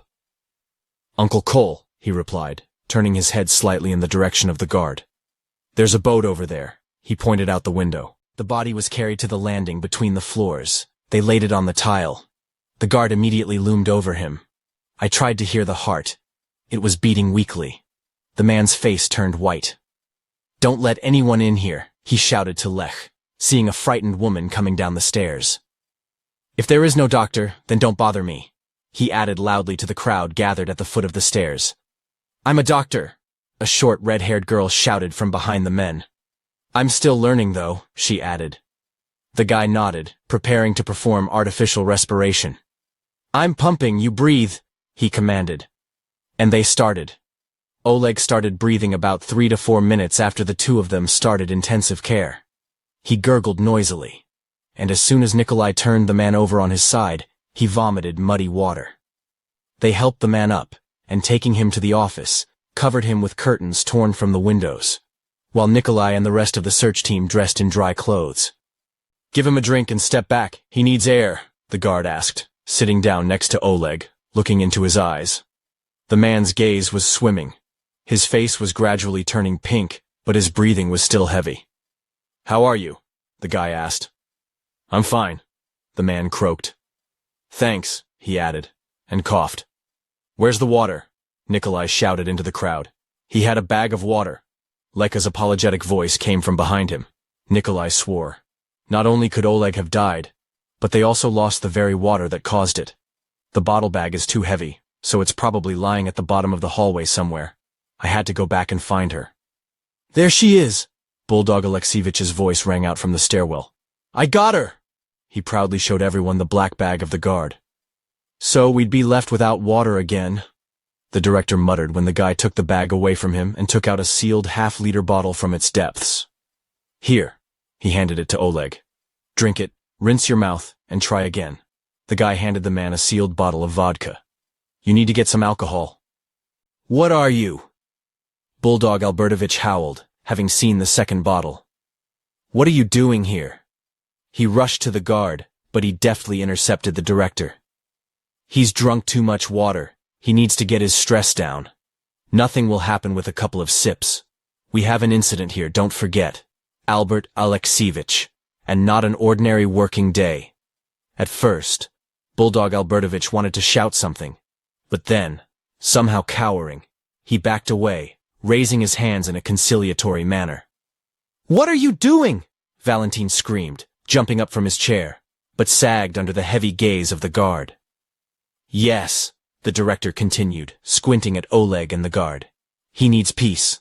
The incense is exhausted. Men need rest after such an adventure. You can relax in the next office. No one will bother you there. Nikolai nodded, called Lech, and together they helped Oleg up. The man's leg was skinned and swollen. The bandage applied by the student hid one deep and several superficial cuts and bruises. The search engines went out into the corridor and settled down in the next office. Oleg's wife followed them, but Nikolai asked her to prepare a snack for her husband, since he was hungry now, thereby sending the woman back to the office. Oleg was seated on a chair. The man, grunting, wanted to say something, and then a spasm seized him. He vomited muddy water again. I'm dizzy, he added apologetically. It happens, the guard said knowingly. Rest here for now. We'll get you something to eat now. You need to stay here for a while. Yeah, he said, wiping his mouth with his sleeve and leaning wearily on the back of a chair. We'll go now. Your wife will come now. Oleg nodded. The men went out, bumping into his wife in the doorway. He needs rest. Let him eat. Rest. And then come to us. The guard said wearily. It's still bad for him. The guy got hurt there. He added with a slight half-smile and opened the door for the woman. She nodded and entered, carrying several hastily cut sandwiches in her hands. Nikolai and Lech returned to the physics room. Meanwhile, people began to sort out supplies and put them on a large teacher's desk standing across the office. All this was closely watched by Bulldog Alexievich and his henchman Valentin. Under the supervision of these two, there was no need to worry that at least one piece of cookie would go somewhere from the common stock. How are you? The guy approached Alice, who was noticed in the crowd. She was sitting on a chair next to the same girl, stroking her shoulder, hugging her. Nothing, she replied, smiling. It's already noticeably better. I see you've become a local hero here. The teacher smiled again. They saved us, they say. They organized people. They brought water with food. They brought that man. They saved him. Is your name Batman by any chance? Alice said, and winked conspiratorially. Yeah, the guy replied, a little embarrassed, and added in a hoarse voice, imitating the hero from the movies. This city needs a new hero. The young men laughed. No, he continued after a couple of moments. It seems to be a normal phenomenon for a man. Someone has to do all this. He glanced sideways at the director and his deputy arguing with the crowd. And the uniform kind of obliges? He pointed with his finger at the inscription security. And also smiling conspiratorially, added mysteriously. Besides, the color of the uniform is very similar to the superhero's cape. And so I cannot stand out in the crowd. Oh, Durlo, the girl said. And they smiled again. 2 hours after the disaster. Contrary to everyone's expectation, the water continued to rise, and by midnight it had already reached the level of the landing between the first and second floors, continuing to rise. People, tired and exhausted from waiting, were reclining on pushed chairs and tables. The emergency lighting lamps have noticeably reduced the intensity of their glow. Albert Alexievich, the guard addressed the dozing principal of the school. A couple more hours, and the lights will go out. What are your suggestions? Huddling into his jacket, the director said sleepily and tiredly. We need to turn off the excess lighting to save fuel in the generator. We have a couple more cans of diesel, but they will last for half an hour in this mode. I want to go to the generator, top up the remaining fuel, and turn off all the extra lights. On the first floor, the water has not yet reached the ceiling. You can try to swim through and turn them all off. This will buy us some time. Okay, then take someone with you and turn them off if it helps us. Albert Alexievich rubbed his face. Over the past few hours his face had become even more haggard and had taken on a grayish hue. Black circles appeared under his eyes. Thank you, Nikolai, he said. You're saving us and we're... He spread his hands. We're sitting here. Useless to anyone. The guy was about to leave but stopped. It seemed to him that Albert Alexievich was about to cry. I'm the director, he said softly. I was supposed to gather people, organize, but he sobbed. I'm sitting here, hiding, waiting for something. Albert Alexievich, are you drunk? The guy asked, noticing a half-empty bottle of some alcohol standing nearby. Am I drunk? What is it? The director asked, breathing fresh fumes on the guard. I've been drinking a little, he hiccuped. I have the right. There's such an incident going on here, and it's all on my own. All on my own. Albert suddenly began to get excited, throwing off his momentary weakness. I have the right! He repeated it louder and tried to get up, but he swayed and fell back into his chair with a bang. Several people were startled by the sudden sound. You have it, Nikolai said harshly, and abruptly stood up and strode to the door. Lech, he called to the guy standing by the window. Come on, I need your help. Uncle Cole, he replied, turning his head slightly in the direction of the guard. There's a boat over there. He pointed out the window. Nikolai froze, realizing for a second what the young man had said, not immediately understanding the phrase due to anger at the bulldog Albertovich. When the full meaning of what was said hit him, he jumped to the window in one bound and peered out into the night. A light was moving along the street, which had turned into a wide river. Another flash of lightning illuminated the outline of a large rubber boat with a motor, on the bow of which a searchlight was installed. The boat was clearly moving towards the school. Almost the entire city was plunged into darkness. Only those who had diesel generators or were powered by other sources had lighting. In this area, only the school had electricity, and that's probably why it became a beacon for people passing by. The guard pointed the flashlight at the window, blinked it several times. The boat accelerated as it approached the building, and the searchlight on its bow blinked several times in response. The people who jumped to the windows cheered. Rescuers! They must be rescuers! They shouted joyfully, vying with each other. Nikolai ran out of the office. The boat he saw through the window was too small for a rescue boat. These were most likely ordinary people fleeing the flood themselves, rather than rescuers. The young man went down to the landing between the floors. Somehow he opened the window and waved to the driver. Over here! Let's go through the window. The boat slowed down, rolling over the fence, which was bent under the pressure of water and mud, and gently bumped into the wall of the school. There were 2 people in the boat. They were dressed in camouflage jackets with hoods. The driver was the first to dive through the window, kicking up a cloud of spray, and almost slipping on the wet tiles of the stairs. Nikolai noted that he was wearing military boots, not fishing boots, which were more suitable for such a situation. The man grabbed the bow of the boat and pulled it harder against the wall. "Who are you? Where are you from?" the guard asked. His question remained unanswered, which also did not please the guy. There were not 2, but 4 people in the boat. 2 were lying on the bottom. Their faces were wrapped in tangled, dirty bandages. "Here you go!" the driver shouted and climbed into the boat, helping his friend to lift the wounded. They deftly picked up the first one and carried him closer to the bow of the boat. People crowded behind Nikolai. Someone's hands took the young man and dragged him through the window into the school, gently picked him up and carried him upstairs. The second wounded man was carried out of the boat by the people themselves. Nikolai also noted that the boat was not easy. It is wide and long, with a small awning cabin and a powerful twin engine, painted in camouflage color. It's too familiar to be confused with any other. Military amphibious boat, with the possibility of installing a bow machine gun. The guy examined the insignia on the shoulders of the guests. The driver was a lieutenant.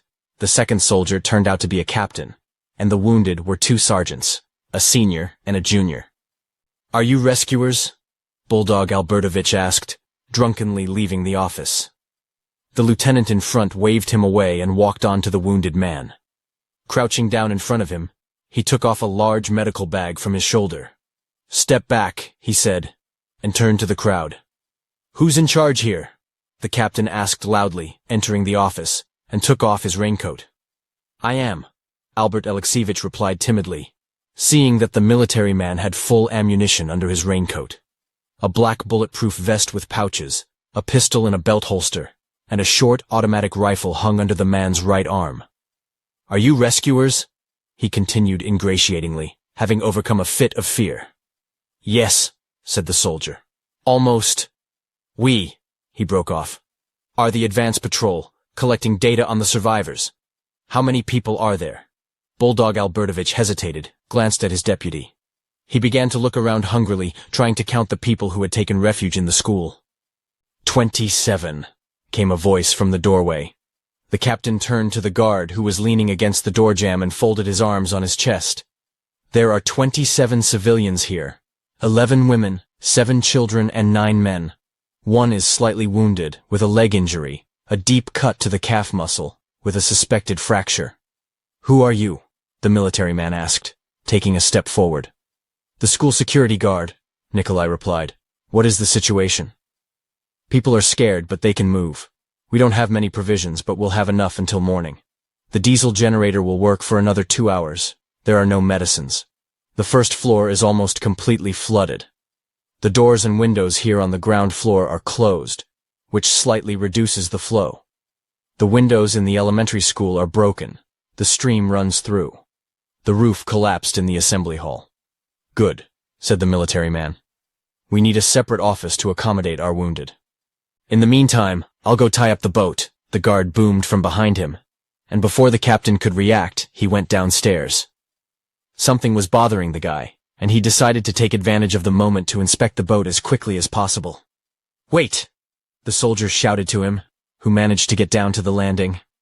"She's going to get carried away," the guard replied in a simple way, and climbed out the window, pulling the boat up.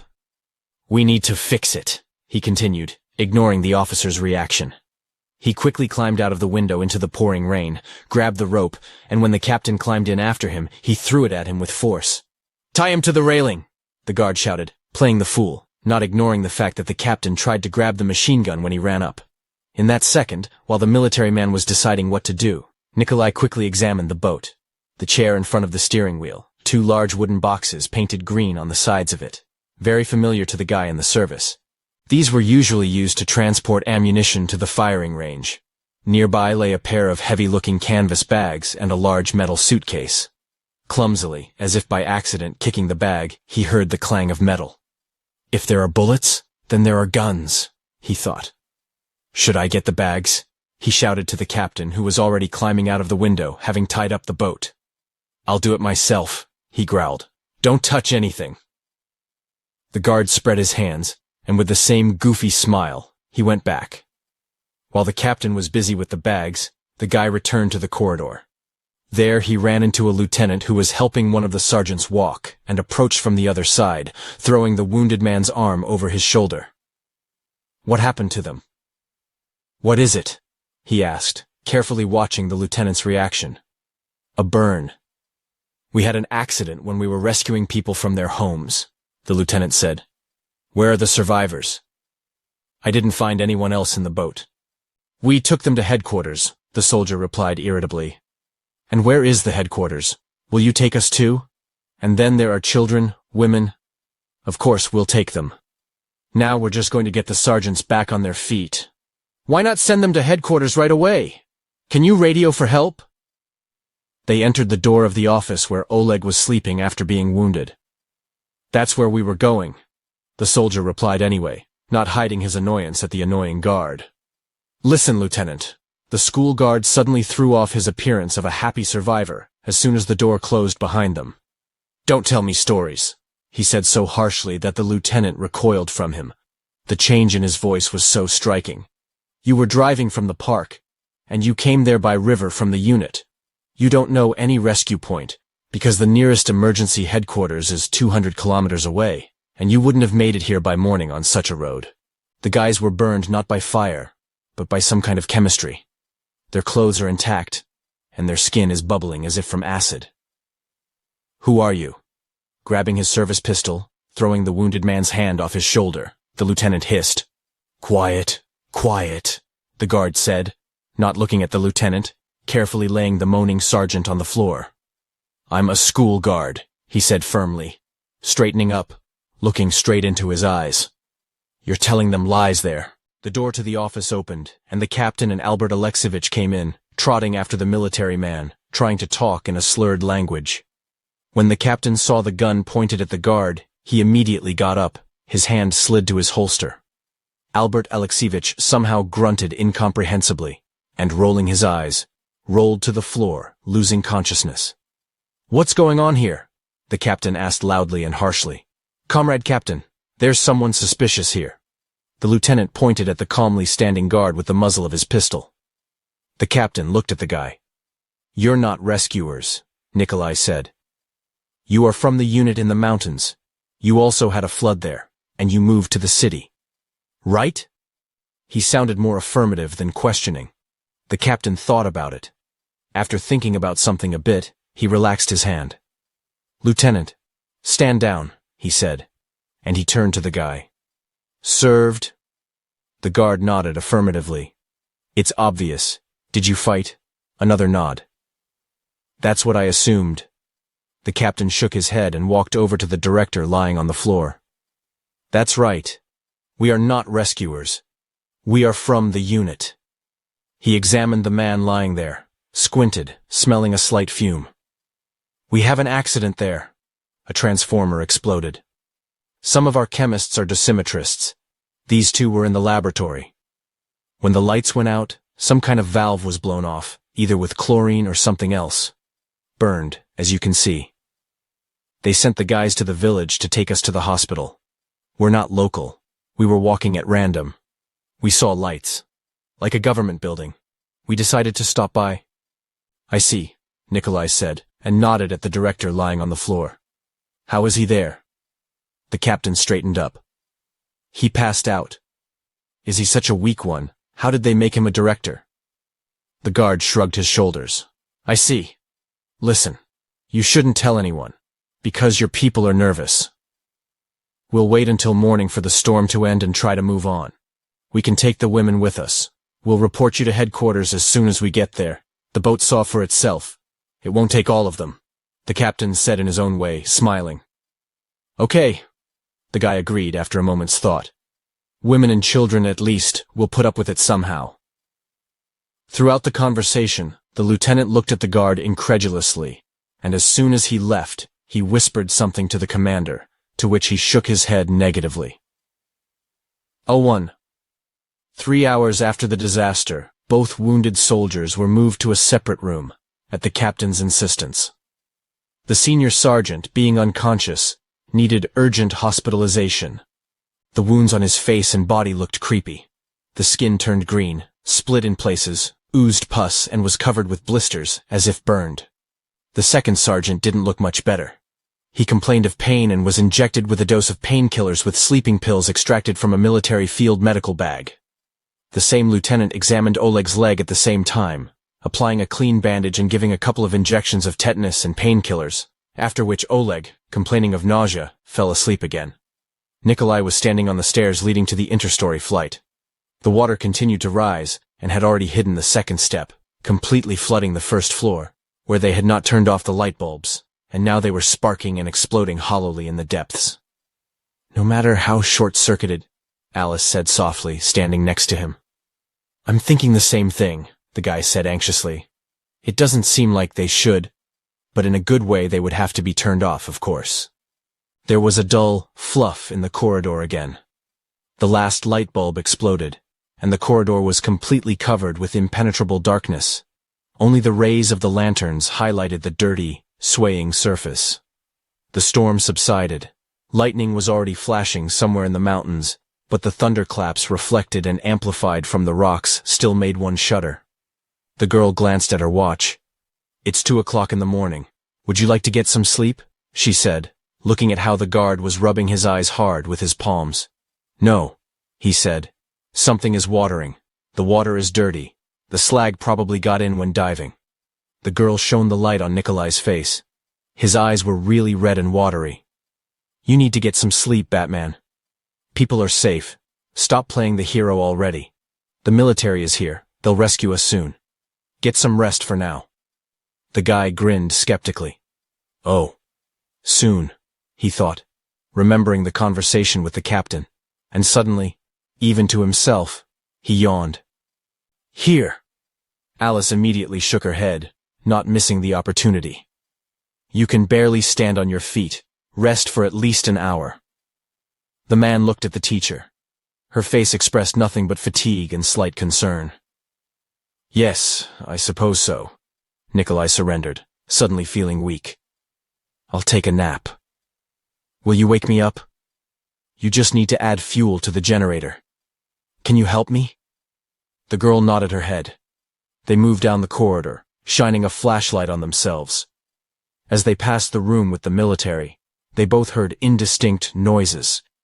Apparently, one of the soldiers came to his senses. There were no lights in the offices, and therefore, probably, he is trying to find a way out by touch. They stopped, opened the door, and a flashlight illuminated the classroom. And so it turned out. The junior sergeant was groping blindly on the floor with his hands. His face was wrapped in bandages, and even if he had wanted to, he would not have been able to see anything around him, even if the lights were on. "Captain," Nikolai shouted softly, "your senior seems to have come to his senses here." "We went to the generator. Look after it here." The captain looked out of the director's office at the voice.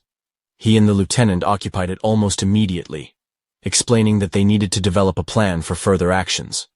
The soldier waved his hand, and Nikolai and Alice went on their way. "Do you think they're telling the truth?" Alice asked when they reached the door of the utility room, behind which the generator was rattling peacefully. "No, of course not," the guard replied. "I talked to them. They are not rescuers. They have an accident there. The boys got burned by some kind of acid, and they were sent to the city to take the guys to the hospital. They're not local themselves. There's no light anywhere. They couldn't find her. They saw us, and then it was too late." Alice looked at the guy. "Yes, I suspected that too. Then why did they say they were rescuers? They're obscuring something, so as not to disturb the people." The guy shrugged and, taking out a bunch of keys, began to look for the right one. "They promised to take several women and children as soon as the storm subsides. They won't all fit in the boat. So, in order not to worry the people ahead of time, they didn't tell anyone anything. And please don't tell me yet." He opened the door. The smell of diesel immediately filled my nose, and a puff of smoke escaped into the corridor. Alice yelped and jumped back, covering her nose with the sleeve of Valentine's jacket. "Yours." The guy swore, and scattering the heavy black smoke with his hand, poked into the back room. The short hallway was completely filled with acrid smoke and torture. He walked quickly to the generator and looked around. Touching the case with his hand, he immediately pulled it back. Hot. "Open the windows in the hallway," he shouted to the girl in the hallway. "Ventilation is not working properly. Either flooded or overwhelmed with something. The generator is hot. I wouldn't have passed out." Alice quickly went to one window, opened it wide, to the second, the third. Soon the corridor was filled with a pleasant smell of ozone due to the thunderstorm and the fresh, humid air. The smoke gradually spread to the street. Nikolai waited until the utility room with the generator was ventilated and began to inspect the ventilation. I took off the duct cover and looked down the shaft leading to the street. The fan in the shaft was turning properly, but the exit from the shaft itself was blocked by a piece of wood. Apparently, a large branch from a tree was knocked down by a thunderstorm, and, falling, it tore through the wall, rolled up the protective grate and, crushing it, created a traffic jam. Here the ventilation is blocked. The tree over there has jammed the fucking grate. "What are we going to do?" Alice asked, standing on tiptoe and looking into the vent. Nikolai rubbed his teary eyes again. He cleared his throat. My throat burned uncomfortably because of the acrid smoke. "Fuck her." He waved his hand. "We still have enough fuel for an hour and a half, and considering what's going on outside, no one will need that generator in the near future. It's necessary to go outside, cut down this branch, and disassemble the duct." "Well," Alice smiled, "you're Batman, but how do you get down from the roof on a rope, clear the grate, and along the way, almost being killed by some crocodile, heroically save everyone again?" The guard laughed and coughed again. "Yeah," he said, wiping away his tears, indicating that he needed to get out. In American movies, they would do just that, for the sake of being here for 2 hours, with fuel for an hour, messing around with this ventilation system. I personally don't see the point. We'll leave the windows open, the generator will consume the fuel, and then fuck it. If it gets stuck, that's fine. Half the city has been washed away and we're going to worry about the generator. You should have heard that, Bulldog Albertovich. The girl pointedly rolled her eyes at the ceiling. "Yeah, Mukarda's heart attack would have happened." The director deliberately mimicked the guard. They laughed together. "What do you think will happen to us after all this?" "What is it?" the girl asked, as they headed back to the physics room through the dark corridors of the school. "I don't know," the guy replied after a while. "The city will be cleaned. Everything that was broken by the flood will be repaired. And we will probably live on. We are not the first on the planet where something like this has happened. People live with this in mind. And we probably will too. What do you think you're going to do after we're rescued?" "I haven't decided yet. I'm renting a house here, so I'll take some things first, whatever I can find. Then I'll think. The school will probably be restored by the beginning of the school year. It will only be dried and the garbage removed. I will probably continue to work. I haven't thought about it yet, but somehow, there are a lot of worries." He spread his hands. "Do you want to come with me?" After a little more silence, the girl asked and stopped, standing in front of the guy. "Where to?" Nikolai did not understand. "To Altai? To the Urals? But somewhere?" Alice lowered her head. "I'm kind of uncomfortable here. I need to relax, and I was already planning a trip." The guy thought about it. "In principle, it is possible. I had some equipment. If it didn't wash away, then I'll find a backpack and stuff." He smiled. "Yes, it's a good idea. I would also go to Altai, kaya down the Katun River." "Here," the girl smiled happily. "Then let's go when all this is over." "Aren't you afraid of water after all this?" Nikolai asked sarcastically. "What's to be afraid of?" Alice answered defiantly. "I've done it more than once before, turned over, and almost drowned a couple of times. I'm not afraid, in general. If I had a boat now, I probably would have taken a ride, but not everyone can brag about it." "So there is a boat," the guard winked. "Let's rent it from the military for an hour." "Yeah," the girl laughed. "That's what they gave, and it's not the same on the engine. I like it when you use only your hands." "I agree. I like that too." "Well, that's settled then," Let's go to Altai. The girl turned and walked down the hallway. Khatun, hold on. We're coming, she screamed, and raised her fist in a victorious gesture. The door to the director's office was open. Nikolai looked in, tapping with his knuckles, but there were no military personnel there. He went to the door of the office where the wounded were housed, pushed it open, and illuminated the room with a flashlight. There was no one in the classroom either. It's strange, he said. Alice looked over the guy's shoulder. Maybe they're loading into a boat. What is it? She asked. Maybe, the guy agreed thoughtfully and went to the physics room. There were no military personnel there either. Neither Bulldog Albertovich nor Valentin had seen them for a long time. Damn, the guard drawled again, shining a light into the boat from the window and finding no one in it. The storm was almost over. The downpour had turned to rain, and the wind had noticeably abated. Stay here, he said to the girl, and went in search of the soldiers. After he walked around most of the premises, and the military did not show up, he was seized with a bad feeling. It was as if they had disappeared somewhere, taking the wounded with them for some reason. Then he remembered Oleg. He slapped his forehead. I wanted to check on him, didn't I? He was acting too suspiciously. Nikolai personally saved people after drowning a couple of times. As a rule, they were in prostration for literally the first few minutes. Oleg was sick and twisting. He complained of pain in his leg, although the wound did not look dangerous at first. When he returned to the office, he called Alice. Together, they entered the classroom where Oleg was sleeping. When they appeared, the man grunted something unintelligibly, probably not fully awake. Oleg, how do you feel? The guy asked and, going up to him, patted him on the shoulder. He somehow fell awkwardly, rolling off the chair. The man didn't answer, just jerked his hand listlessly. Oleg? The guard asked warily, and turned him over on his back. The man's face turned white, his eyes rolled back, and bloody foam was coming out of his mouth. The guy immediately rushed to help him. Alice, seeing the man's condition, shouted into the hallway, calling Oleg's wife, and also rushed to help. Together they lifted his body, lowering his head lower. Nikolai cleaned the foam from his mouth with his fingers. He was convulsing violently. The wife came running, wailed and groaned when she saw her husband in such a state. Water! Alice shouted at the woman. Bring water and a military first aid kit. Urgently. The woman hesitated a little and ran to the office to get her bag. People began to appear in the corridor. They looked at what was happening in surprise. Albert Alexievich came running. What's going on? He asked in a shrill voice. I don't know, Nikolai replied sharply. He's having an attack. We need to inject anti-shock medicine urgently. Nastya, Oleg's wife, appeared, dragging a large bag with a red cross on the side across the floor. Here! Pulling her closer, she said, Hold him like this. Nikolai moved away, handing over the care of his husband to his wife, and he began rummaging in his bag. The guy was well acquainted with the device of such bags, and therefore immediately found the right container in the side pocket. Pulling it out by a special loop, he opened it. With fingers slippery with foam and blood, he took out the right syringe tube and pressed it against the man's neck.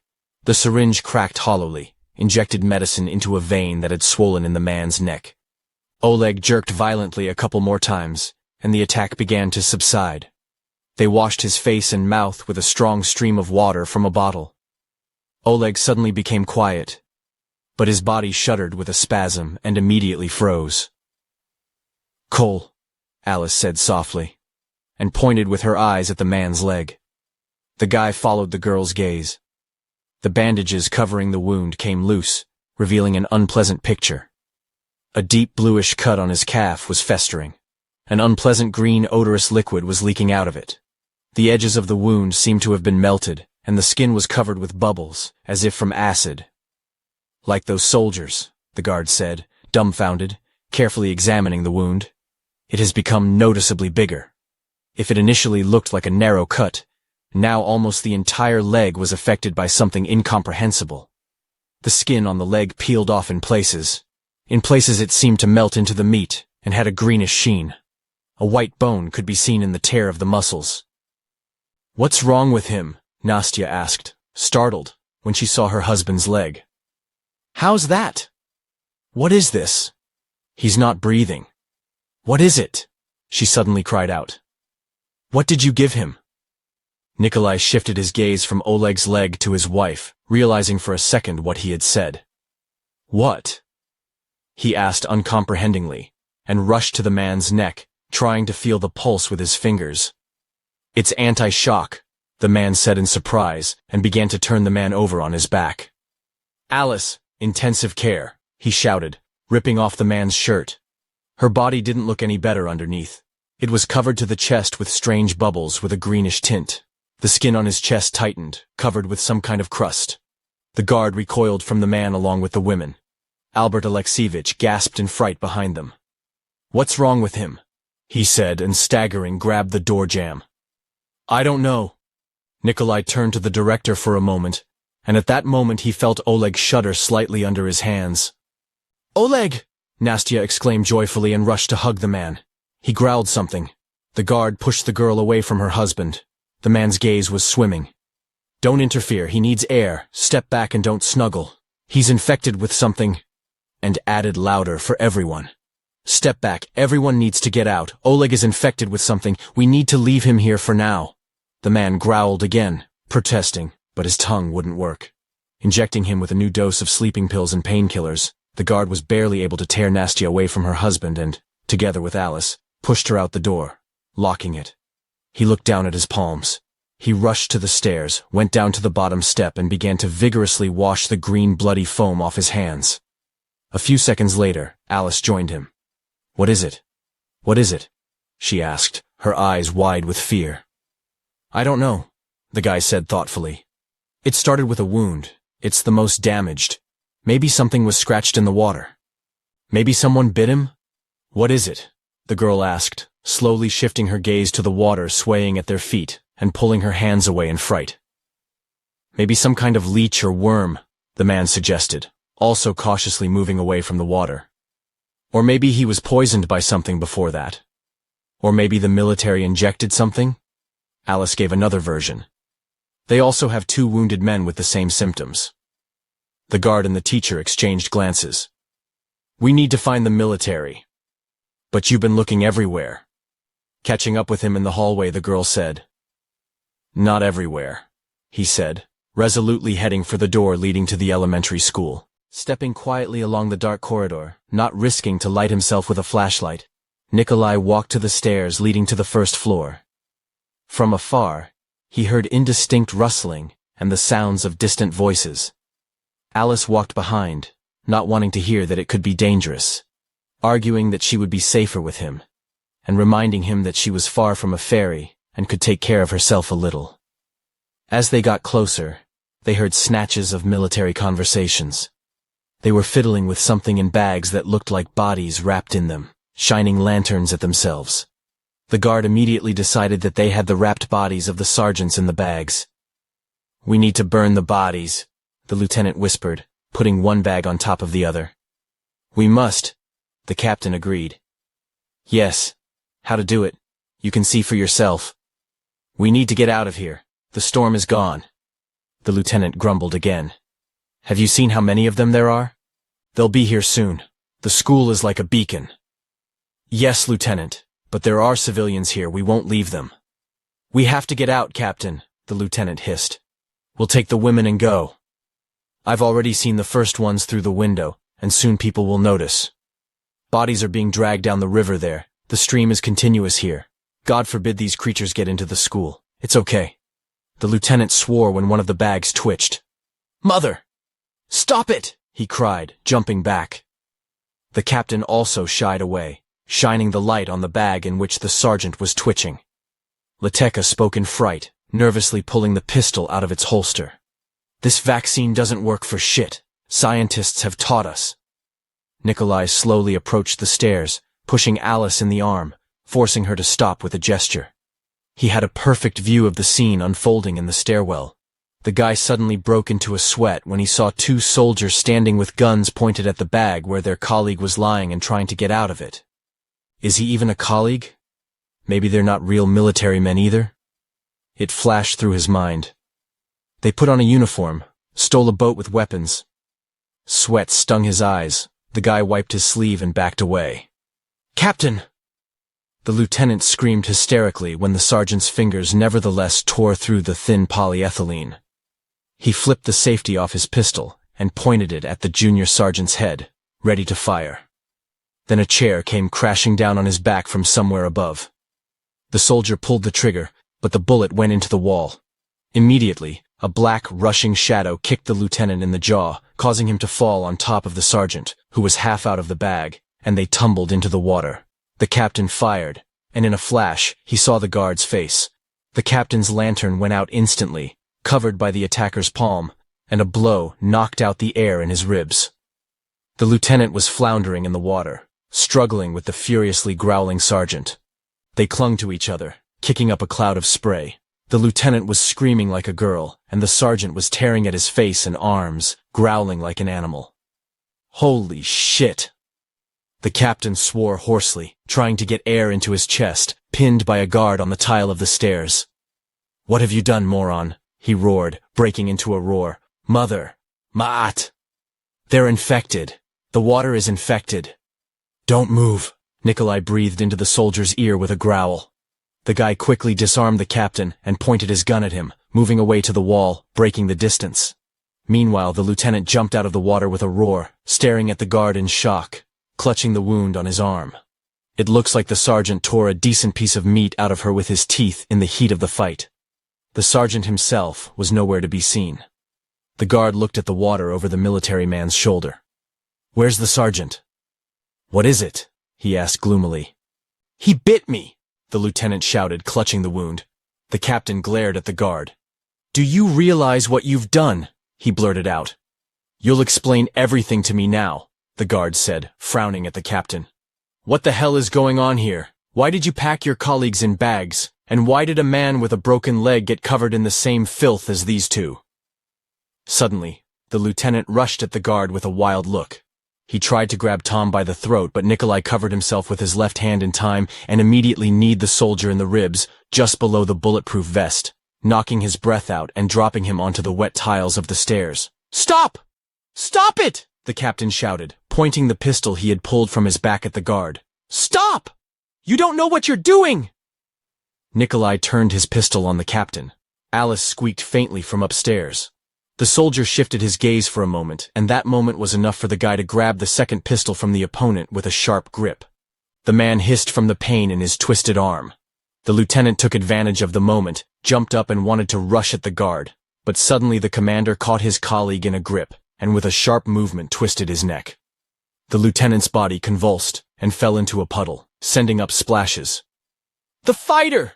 The captain turned wearily to the guard. "Don't be silly. I'll explain everything now." Nikolai slowly walked away from the military man, climbed a couple of steps up the stairs, backing away. "Try your best, Captain," he said unkindly. "I don't understand anything at all yet, but I see that something is not clean here. Who are you? What are you doing here and what happened to your people?" The captain lowered his arms, which he had raised immediately after wringing the lieutenant's neck. "I'm Captain Petrov," the military man began. "From a military base in the mountains. We had an accident. Lightning struck the laboratory building. There was a strong explosion. The scientists working there at the time were unable to evacuate. They were all infected with the virus they were working on themselves. The sergeants tried to take out biological samples, as we were instructed in case of such an emergency, but they also got infected. As a result of the explosion, the virus spores entered the atmosphere. From there they settled to the ground with rain, and now all the water that you see around you, fighter, is infected with this virus." The captain paused, watching the guard's reaction. "Your man is also infected, you said yourself. He swallowed water and even the wound is open. Through such wounds, the virus enters the body faster." "What kind of virus?" Nikolai asked, without taking his eyes off the captain. The man grinned. "Are you sure you want to know?" "Yes," the guy answered resolutely. "What is his incubation period, symptoms, consequences, catalyst, pathogen?"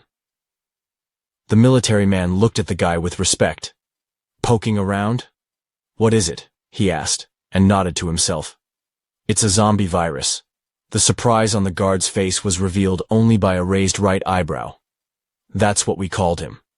The spores, once in the human body, rebuild it, infect it with something similar to rabies. Infected objects behave very actively during the first day, literally burning themselves out from the inside. The spores affect the adrenal glands, the central nervous system, and germinate in the body. Wild hunger makes them attack everyone who comes into their field of vision, and they are not interested in their relatives. They probably need an uninfected protein or something else. Prior to this, experiments were conducted only on mice. The lowered pain threshold makes them insensitive even to fatal wounds. There seems to be no antidote. What we had didn't work. The catalyst is some nitrogen and ozone compounds. If it hadn't been for the storm. The captain shook his head. No one would probably have noticed anything. And so, he waved his hand. Because of the thunderstorm, the spores have become active, and everyone who got caught in the rain is now most likely infected with this virus. Over the next 24 hours, fighter, we will live in a real hell. Then the infected gradually begin to enter hibernation mode. The body of such a patient consumes almost the entire energy reserve, gradually corroding the body. The school glows like a beacon. These creatures need food, and they come here from all over the neighborhood as best they can. Fortunately, the river stream carried away most of them, but after a day these creatures will not die, but will simply become slower. It will take another week for them to completely lose their powers and turn into real classic zombies from the movies. Slow and extremely dumb. Why did you develop this? The teacher's frightened voice came from the second-floor landing. The virus was developed to capture the territories of a potential enemy.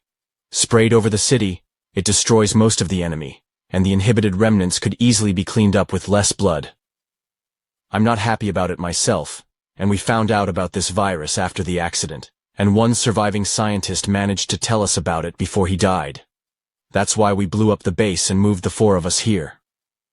Why did you kill the lieutenant? The guard asked. Is the virus transmitted by bite? Yes, just like the classic zombie virus. The captain grinned. That's why they called him that. The spores germinate in the body of an infected person, dry out and become volatile.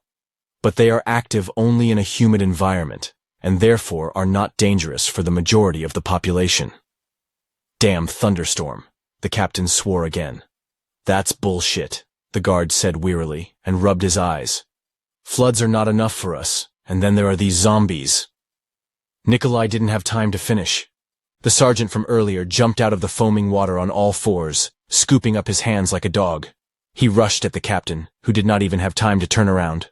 The creature, who was a sergeant, with a distorted, blistered, and deeply cut face, grabbed the captain by the shoulder, knocking him down. The guard threw off the former sergeant with a strong kick in the nose area, who turned over in flight and fell on his back, throwing his head back so that it was underwater. The creature twisted, turning over and slipping. The captain quickly got up and examined himself. It's okay, he blurted out. Shoot him in the head. Nikolai waited until the infected man got out of the water and quickly pulled the trigger twice. The first bullet hit the creature in the chest, the second precisely between the eyes. The sergeant fell into the water on his back, kicking up splashes. Immediately the lieutenant stirred on the floor. He vomited up a bloody foam, and clumsily, because of his broken neck, he began to move his arms getting up. Another shot and the second body hit the wet tile. The guy squatted down, not letting the captain out of his sight, grabbed the sergeant by the leg and pulled him out of the water. He waved for Alice to come over. She slowly approached, pressing her hands to her face. Look. Nikolai pointed the barrel of his pistol at the former military man's face. The skin is rough and ulcerated. White. Eyes. Look what they are. The guy peered into the bloody whites of his open left eye. They looked like a transparent ball filled with blood. The sergeant's entire body was covered with scabs and blisters, exuding pus and a fetid odor. I feel bad, Alice said, and walked away. Nikolai straightened up. He handed the pistol butt first to Petrov. I believe you, the guy said shortly. But don't be silly. Cole, Alice called. We need to go back. Oleg is there. Remember, he was vomiting too and his heart wasn't beating. The guy swore. Exactly, but I gave him a sleeping pill. The guy shifted his gaze to the captain. Does it work on them? He nodded. It works, but because of the increased metabolism, it is not at all the same as for ordinary people, but much weaker.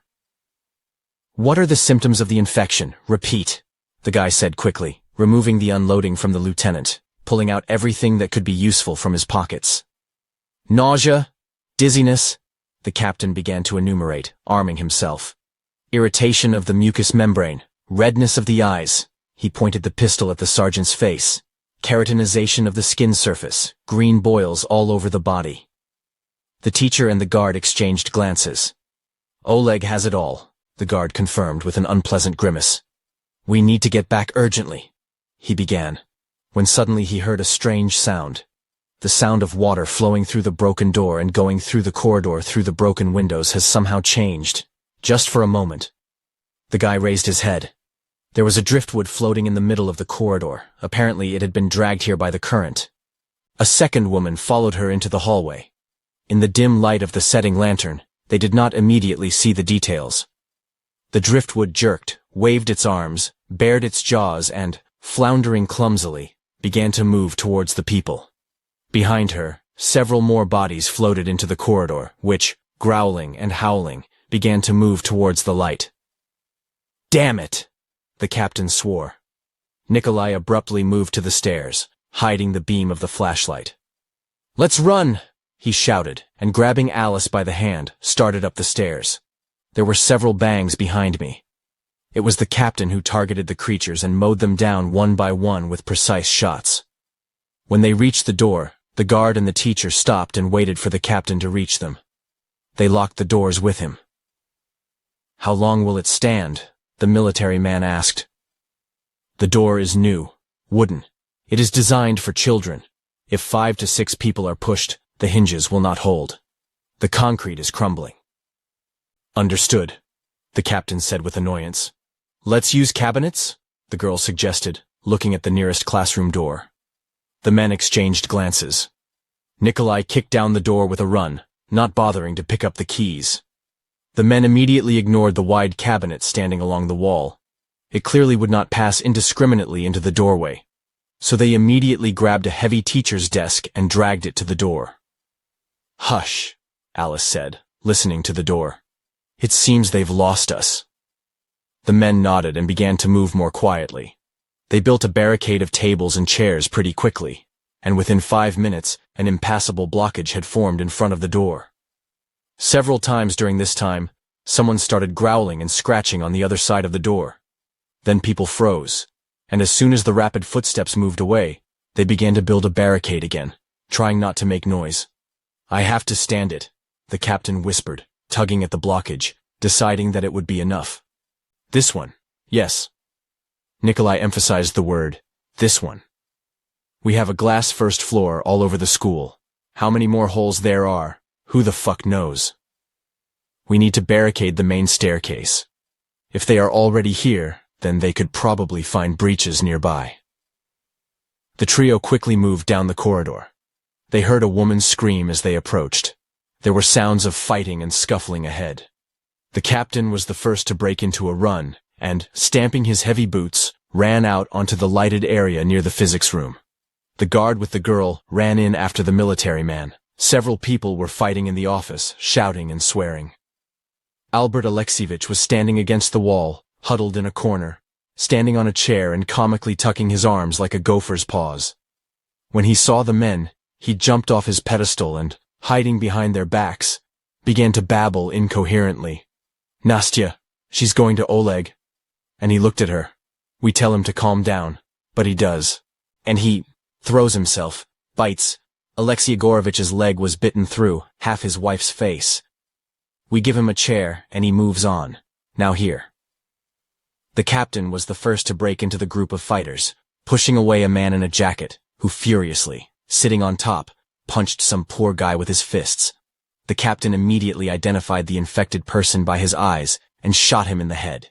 The big man in the jacket recoiled, looked at the military man in fright, and backed away, covered in the poor guy's blood and brains. Nastya was howling in pain in the corner. Nikolai squeezed through to her. 2 women were pinching a terrible wound on the cheekbone with some rags. Nearby, her husband lay breathless, splattered with blood-green foam, with his head smashed through the leg of a chair. "Attention, everyone!" he roared in his trademark half-bellow, easily shouting over the crowd. "We have an incident!" he spat, blurting out the word parasite. "The water is infected. Stop it!" he yelled again. "A dangerous rabies virus got into the water. We need to go up to the 3rd floor. Urgently." The people, who were slightly silent, looked at the guy in amazement. "Quickly!" he shouted, and began to collect the supplies stacked on the teacher's desk in a bag. "Alice, Albert Alexievich, Valentine," he called. "Quickly take people upstairs. Bring supplies. Captain." "Stop it!" he called out to the soldier, who was passing the butt to the left and right, urging the crowd on. "Where are your bags and drawers?" "In the office," he replied, immediately understanding everything. "Run!" The guard waved and ran out into the corridor first. Immediately, a man in ragged, wet clothes rushed at him from the stairs leading to the 1st floor. The guy kicked the wheezing attacker back down. He rolled down the stairs, making funny noises like a squeaking toy with a dead battery, and stopped only on the landing. The second person was already getting out on it. Dirty, covered in mud, with bloody eyes. "Up there!" the guy shouted to the girl who ran up. Alice stood at the foot of the stairs, directing the screaming stream of people to the 3rd floor. The military man rushed into the director's office and quickly began dragging boxes and bags to the threshold. With a roar like a bird's cry, the creatures rushed toward the people, but the guard knocked them down again with blows from his boots. People screamed when they saw these creatures behind the railing, very close to them. Someone fell, someone piled on top, and a small traffic jam formed on the stairs. The first crate clattered out into the hallway in front of the stairs, making Nikolai flinch. The infected rushed up the stairs again, howling, pushing and sliding. The guard threw off the creatures, this time almost running after them himself. One of them managed to grab the guy by the pant leg. The crowd on the stairs was shouting and making noise, but people managed to somehow organize themselves. The second box rolled out into the hallway. 2 large canvas bags flew after him. There was a crash in the depths of the school. It was the barricade between the junior and senior schools that collapsed. Another creature came out onto the landing. The 3 of them rushed at the guy. The guard managed to shoot 2 of them, deciding that it was time to start shooting. The 3rd one rushed at him, knocked him down and tried to get to the guy's face with his teeth.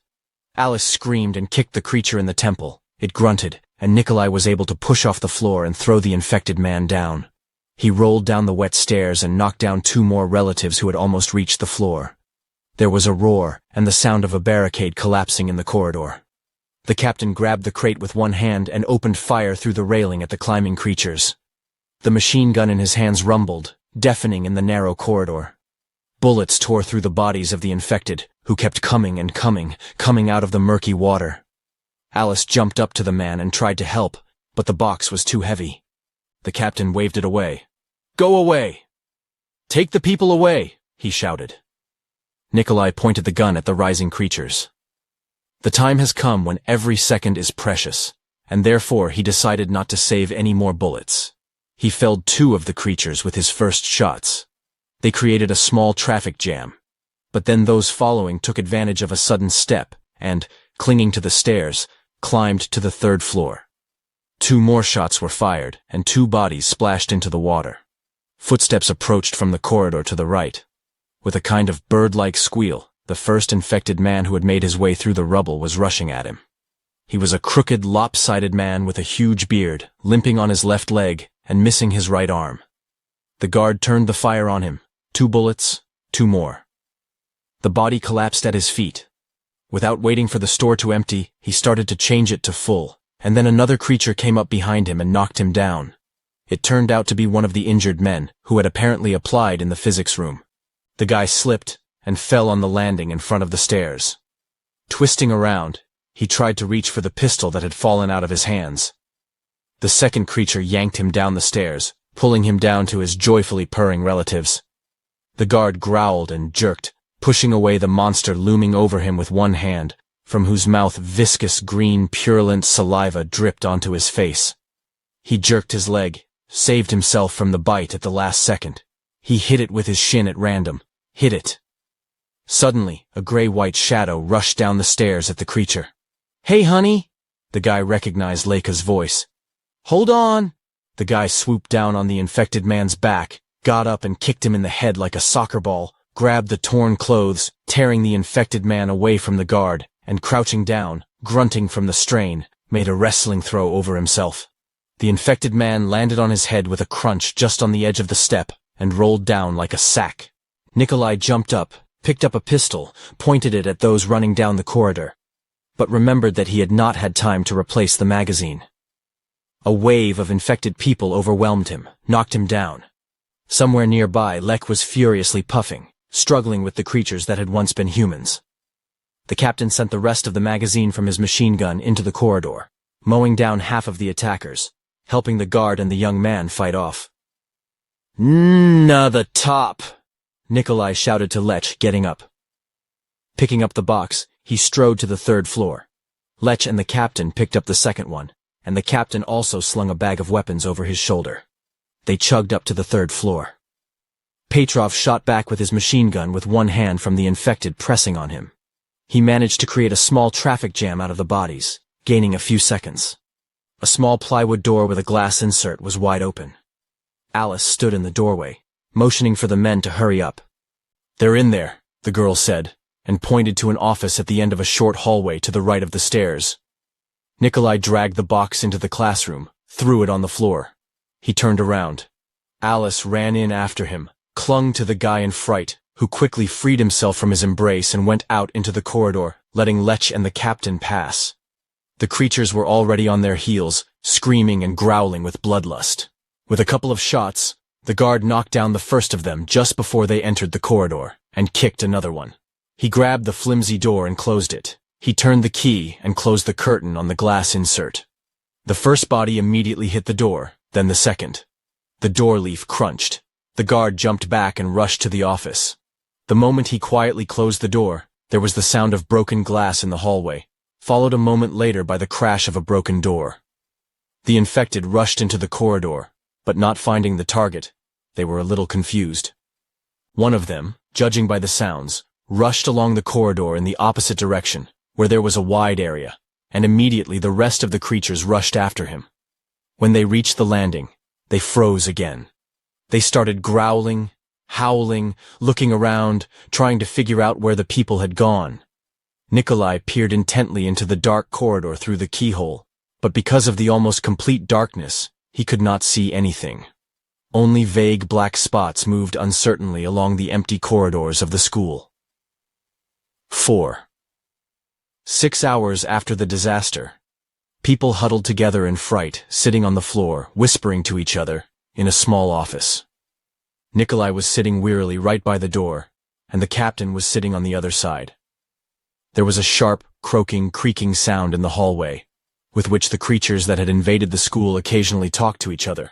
The guy shuddered, emerging from a half-dream, accidentally kicked the military man, which almost made him jump. "I'm sorry," the guard whispered into the darkness. They did not turn on the lanterns. They were afraid that the infected would see the light. "Aha!" came the captain's yawn from the darkness. Someone knocked on the door. The creature poked at the closed, massive door, scratched. It sucked in a deep breath and, with a sharp cry, sped off down the corridor. Someone coughed in the corner. He was immediately shushed from another corner. The sky outside the window became a little lighter.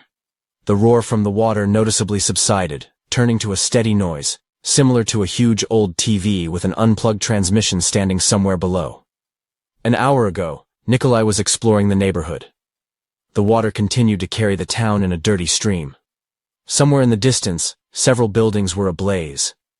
The storm was gone, but the gray sky was in no hurry to let the first rays of dawn through. The windows of the office faced west, and therefore the group of survivors could not catch the dawn. "Nikolai!" The captain's voice came in a whisper. "A helicopter will arrive at the base at dawn," the military man continued after a pause. "And they need to pick up the samples. We have them. According to protocol, they need to pick them up, you know."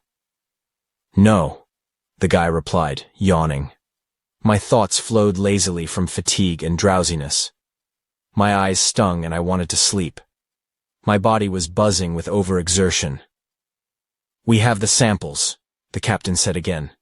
I contacted the base. They know about it. If we provide the coordinates, a helicopter will arrive here. We'll either be rescued, or these creatures will be shot. And what's the problem, Captain? Nikolai was wary. The radio is in the boat, he replied wearily. If we get to her, we can call rescuers, plus save some of the people. I wonder how. Rubbing his face, the guy grumbled, comprehending what he had said and changing his position. My body went numb. We need to figure it out, the captain also replied wearily. Well, you can jump out of the window into the water, swim to the boat, untie it, and set sail. The current is not so strong. You can then sail away on it. Take out at least half of the survivors. You cannot go into the water, the captain reminded. It's poisoned. Nikolai coughed softly. What dose is dangerous? How much? A drop? A glass? It's different for everyone, the military man replied after a pause. About 50 grams inside and, I think, a few drops in the wound. I see, Nikolai replied dully, rubbing his eyes and yawning again. My head was buzzing. Thoughts were flowing drunkenly in my head. You can get out on the roof, and from there you can rope down into the boat, or run a rope along the edge of the roof here, and then calmly descend right into it. And where is the exit to the roof? Here. The guy waved into the darkness, but remembering that the soldier could not see him, he added, Here, on the floor, right along the corridor, at the end on the right there will be a door. The junior school is only 2 floors high, and this one is at 3, so there's an exit under the roof of the junior school, and from there you can go out on the ramp to the roof of the senior school. Do the doors lock? The captain perked up. There is a regular lock on the door in the corridor, threaded through the arches. It can't be opened quickly, there's no key. We'll have to shoot it down. Further under the roof there is a long corridor. There is another door at the end in front of the ramp. Steel, sturdy, double leaf. It simply closes with a bolt, but only from the outside. It cannot be closed from the inside. No one on the roof was planning to hide from the crowd of zombies. Bad, the soldier grumbled. It turns out that we have to break down the first door, but we won't be able to close the second one. Yes. How long is the corridor? There's a landing about 15 meters away. Then a door, and then 30 meters. You saw the junior high school when we were running from those creatures. Well, when the lieutenant. I understood, the captain replied, calculating something in his head. Well, there's an insulated corridor under the roof for this entire length. They planned to build a 3rd floor there, but they didn't have time. So, we'll have to hold the defense at the door while we knock down the lock and run to the ramp. We can close the bolt. We'll figure something out. The guy began to get rid of sleepy, lazy thoughts. We'll thread a rope, hang a bolt on a loop, and lower it from the inside. It moves up and down there, in a circle, as if... This is a good idea, the military replied. You can take the creatures out with a boat, it makes a decent noise. While someone distracts, the rest will move to the roof. Yeah, it seems like a good plan, Cap. Who's going to get the boat? I'm going. I came here on it. I know how to start it, how to operate it, and how to contact the headquarters. The captain paused, waiting for an answer from the guard. He was tensely silent. Don't be afraid, he began again. I'm not a beast. I can take the women and children away. Not all of them, of course, but a dozen can fit in the boat. Cap, the guard whispered. I really don't believe you. I've seen too much in this life. It's easy for you to get out of here, but I know you'll keep your word. And it's not even that I'm an excellent shot, and it's not that far to the boat. The captain grinned. For some reason, I had no doubt that you would say something like that. I'm glad that we understand each other. The guy returned the barb. Besides, the samples will remain with us. The captain was silent. We need to get to the boat first. We need to do this now, while it's still dark, and we have some chance. The guy looked out the window at the gradually lightening sky. You need to get into the next office. It has windows facing east where your boat is. She'll be under the windows, just to the right by the stairs. You can jump up or down the rope. Yes. We should try to get through slowly. The captain agreed, and began to get up, warming up. Do you know if the door is locked? It's locked, the guard nodded, also getting up wearily. I have a key, they're all the same here, he added. and unhooked a bunch from his belt. People who were still awake, hearing snatches of conversations between the military and the guard, stirred and began to whisper. Someone creaked in the hallway again. Everyone immediately quieted down. "Nikolai," Albert Alexeyevich whispered loudly. "We need to get to the boat," the guy replied in a whisper. "Call a helicopter to the school." "Can we wait for dawn? Or until these creatures leave, or the rescuers find us on their own?" The headmaster spoke hotly. "You can't open this door. These, he hesitated. "Creatures. They will burst in and kill us all." "Yes. What did you think?" The deputy raised his voice. He was supported by grumbling and other frightened people, tired first of the flood, and then of the strange creatures. "You cannot open the door," the director spoke louder. "It is absolutely impossible." "Hush," Alice hissed at him, approaching the guard, instinctively choosing his side. "They'll hear." "You can't," Bulldog Alexeyevich continued, almost hysterically. "They're going to kill us all, he began to stammer. You've already seen what you've done." "Quiet," the soldier hissed at him. Someone screamed loudly in the hallway again, and footsteps sounded outside the door. "No!" the director shouted, rolling his eyes in fear, pressing himself into a corner. The captain rushed to him to shut up the alarmist, but a sharp blow in the gut, which folded the director in half, beat the military man. Lech was closer, and realized very quickly, turning around, he smashed into the director with all his might, which made him groan hoarsely. The butt of a military assault rifle landed on the obligingly exposed back of his head, right in the middle of his bald spot. The director gasped and sank heavily to the floor, picked up by a pair of hands. People became agitated, rustled, and Valentine wanted to start objecting, but the captain stopped him with a gesture, putting his finger to his lips. There was a heavy knock on the door. Nikolai pressed his shoulder against the other side, holding the gun at the ready. There was another thump, a stomp in the hallway, and a squawk all over the school. "Mother!" the guard swore. The infected person hit the closed door again, so much so that the door leaf cracked. The guard pushed with all his might, holding her down. There was clearly more than one creature pounding on the door. Alice was trying to calm the people who were howling piteously against the wall under the window. The captain and Lech arrived at the guard at the same time. They pressed their shoulders against the door. It rattled and shook. Nikolai felt powerful blows from the other side, frantically trying to figure out what could be done. Just a little more, and the door won't hold. Another blow. Another. And that was it. The door creaked and groaned, but it held. Suddenly the blows stopped. There was a squawk behind her. The creatures seemed to have retreated. After beating on the closed door for a while and not getting what they wanted, not seeing a specific goal, they went back to their strange energy-saving mode. The Bulldog Alexeyevich stirred on the floor. Groaning softly, he opened his eyes. Immediately, the barrel of a machine gun pressed against his nose. "Make one more sound," the soldier hissed, "and I'll throw you the fuck out into the hallway with these creatures, or out the window as bait." "Understood?" The director swallowed convulsively, bulging his toad eyes, and nodded slowly. "They've moved away," Nikolai whispered loudly. "Captain, this is our chance." The soldier returned to the door. Through the crack, several dark shadows could be seen slowly descending the stairs to the second floor, and some went to the landing at the back of the corridor, where dim light was already visible through the windows. "We need to move," the soldier agreed, slinging the machine gun behind his back. He picked up a pistol with a silencer, which turned out to be the only one in the bag among a pair of submachine guns, pistols, and one shotgun, for which, unfortunately, there were no cartridges. "Lech," the guard called. The guy quickly, stealthily approached the men. "When you close the doors behind us," Nikolai began instructing, handing the young man one of the walkie-talkies.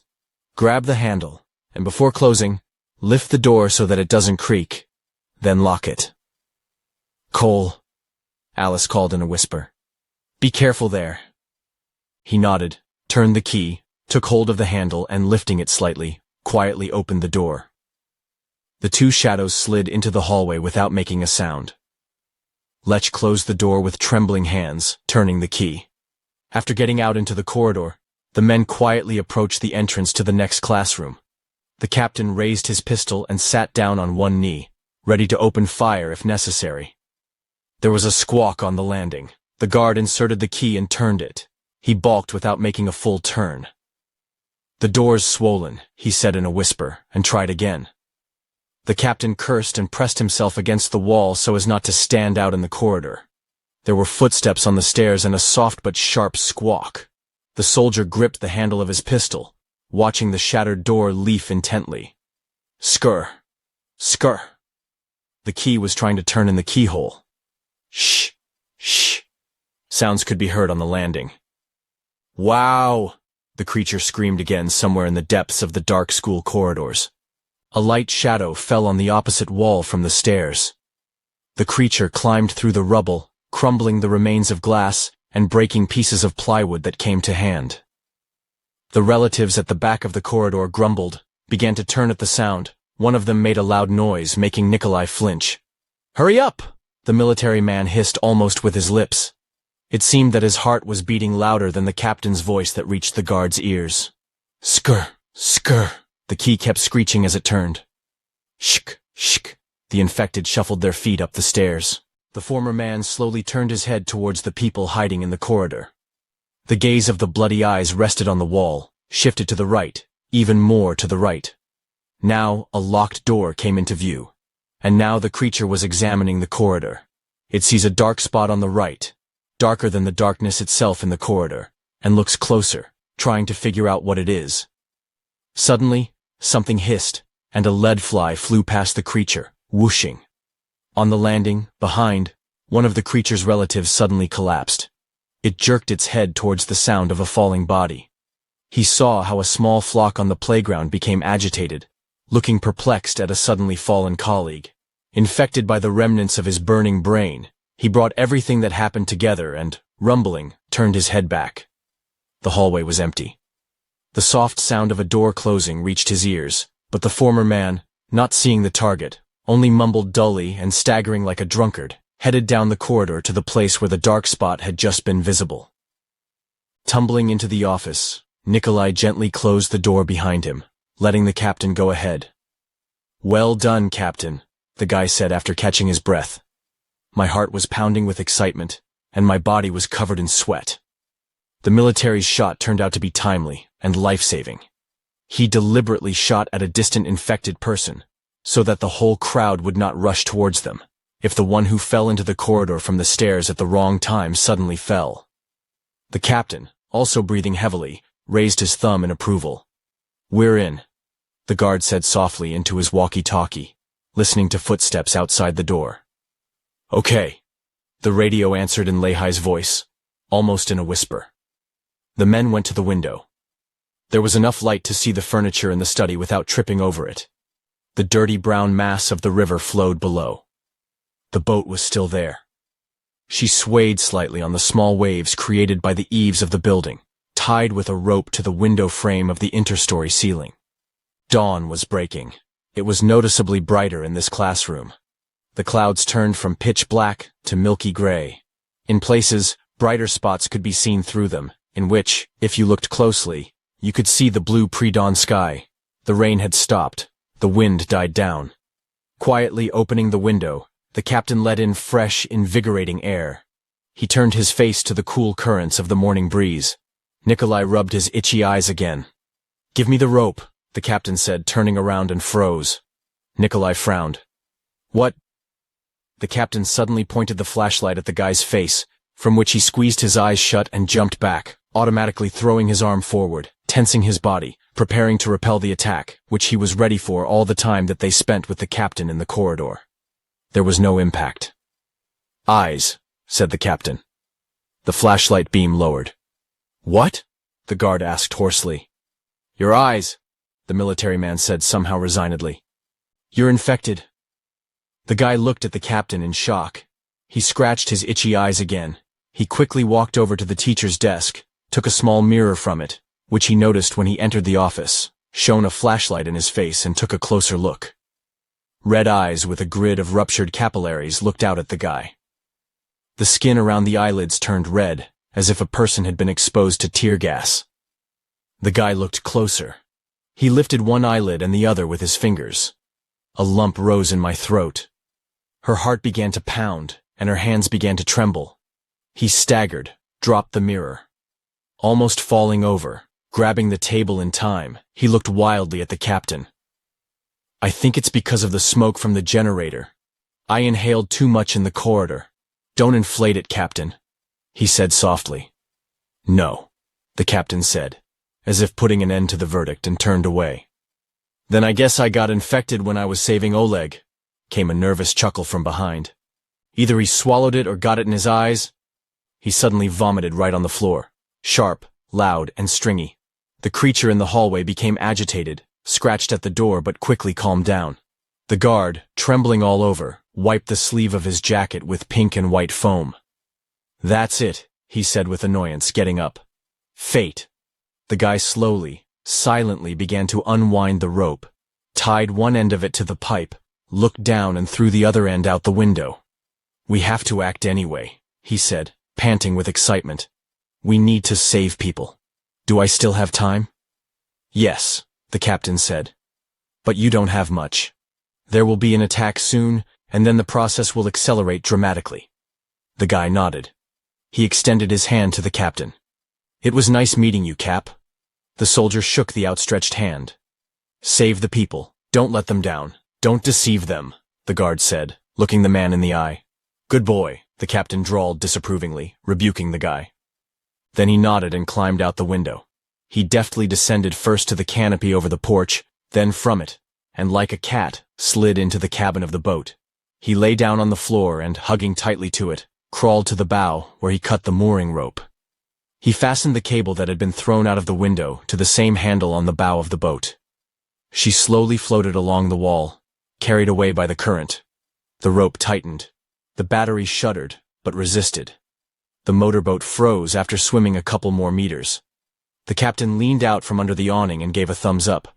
Nikolai opened the second, far window. He dropped the second cable.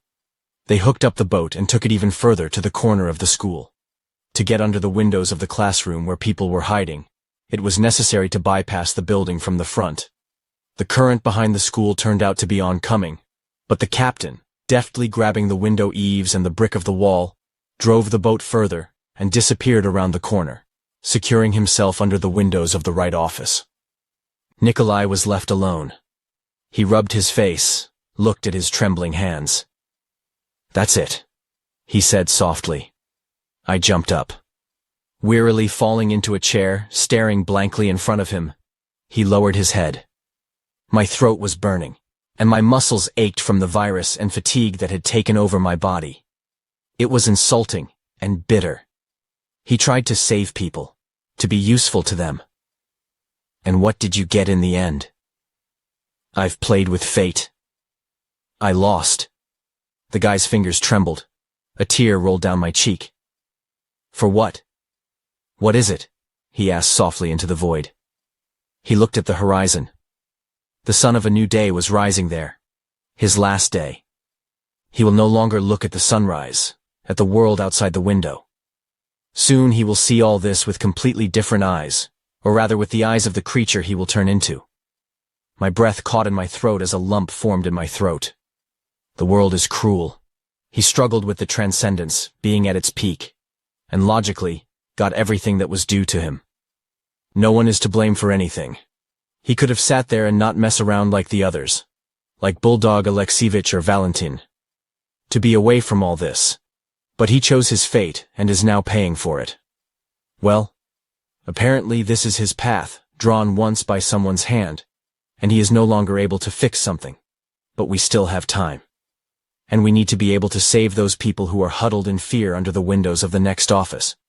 Save them. Save Lek. Save Alice Evgenyevna. Let them live. And he lived so well in this world. Nikolai exhaled sharply, wiped away his tears, and walked resolutely to the office door. The creature scratching at the door did not have time to understand anything. Only in front of his blurred vision was a gray wooden rectangle of something that seemed to be called a door, when suddenly a bright light, unusual for the creature's inflamed eyes, struck his face. Something pulled the former man deeper into the office, and a moment later, a sharp piece of metal pierced his head, ending his undead life, finally putting to rest a simple taxi driver stricken by a terrible virus. "Uncle Cole, where are you?" It sounded on the radio. "I'm in the next office," the guy replied hoarsely. "I'm here," the captain's voice immediately rang out. "Great. Lek, open the window, lower the women into the boat. Captain, take as much as you can." "Okay," the radio said. "I'll contact the base in the meantime." "Lech, when the captain starts the boat, these creatures will rush down to the sound. Cap, make a circle in front of the entrance. Let them come out. Give us more time." "All right," the captain replied immediately.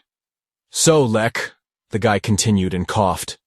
"I didn't hear you," Lek replied nervously. "Repeat." "I'm talking."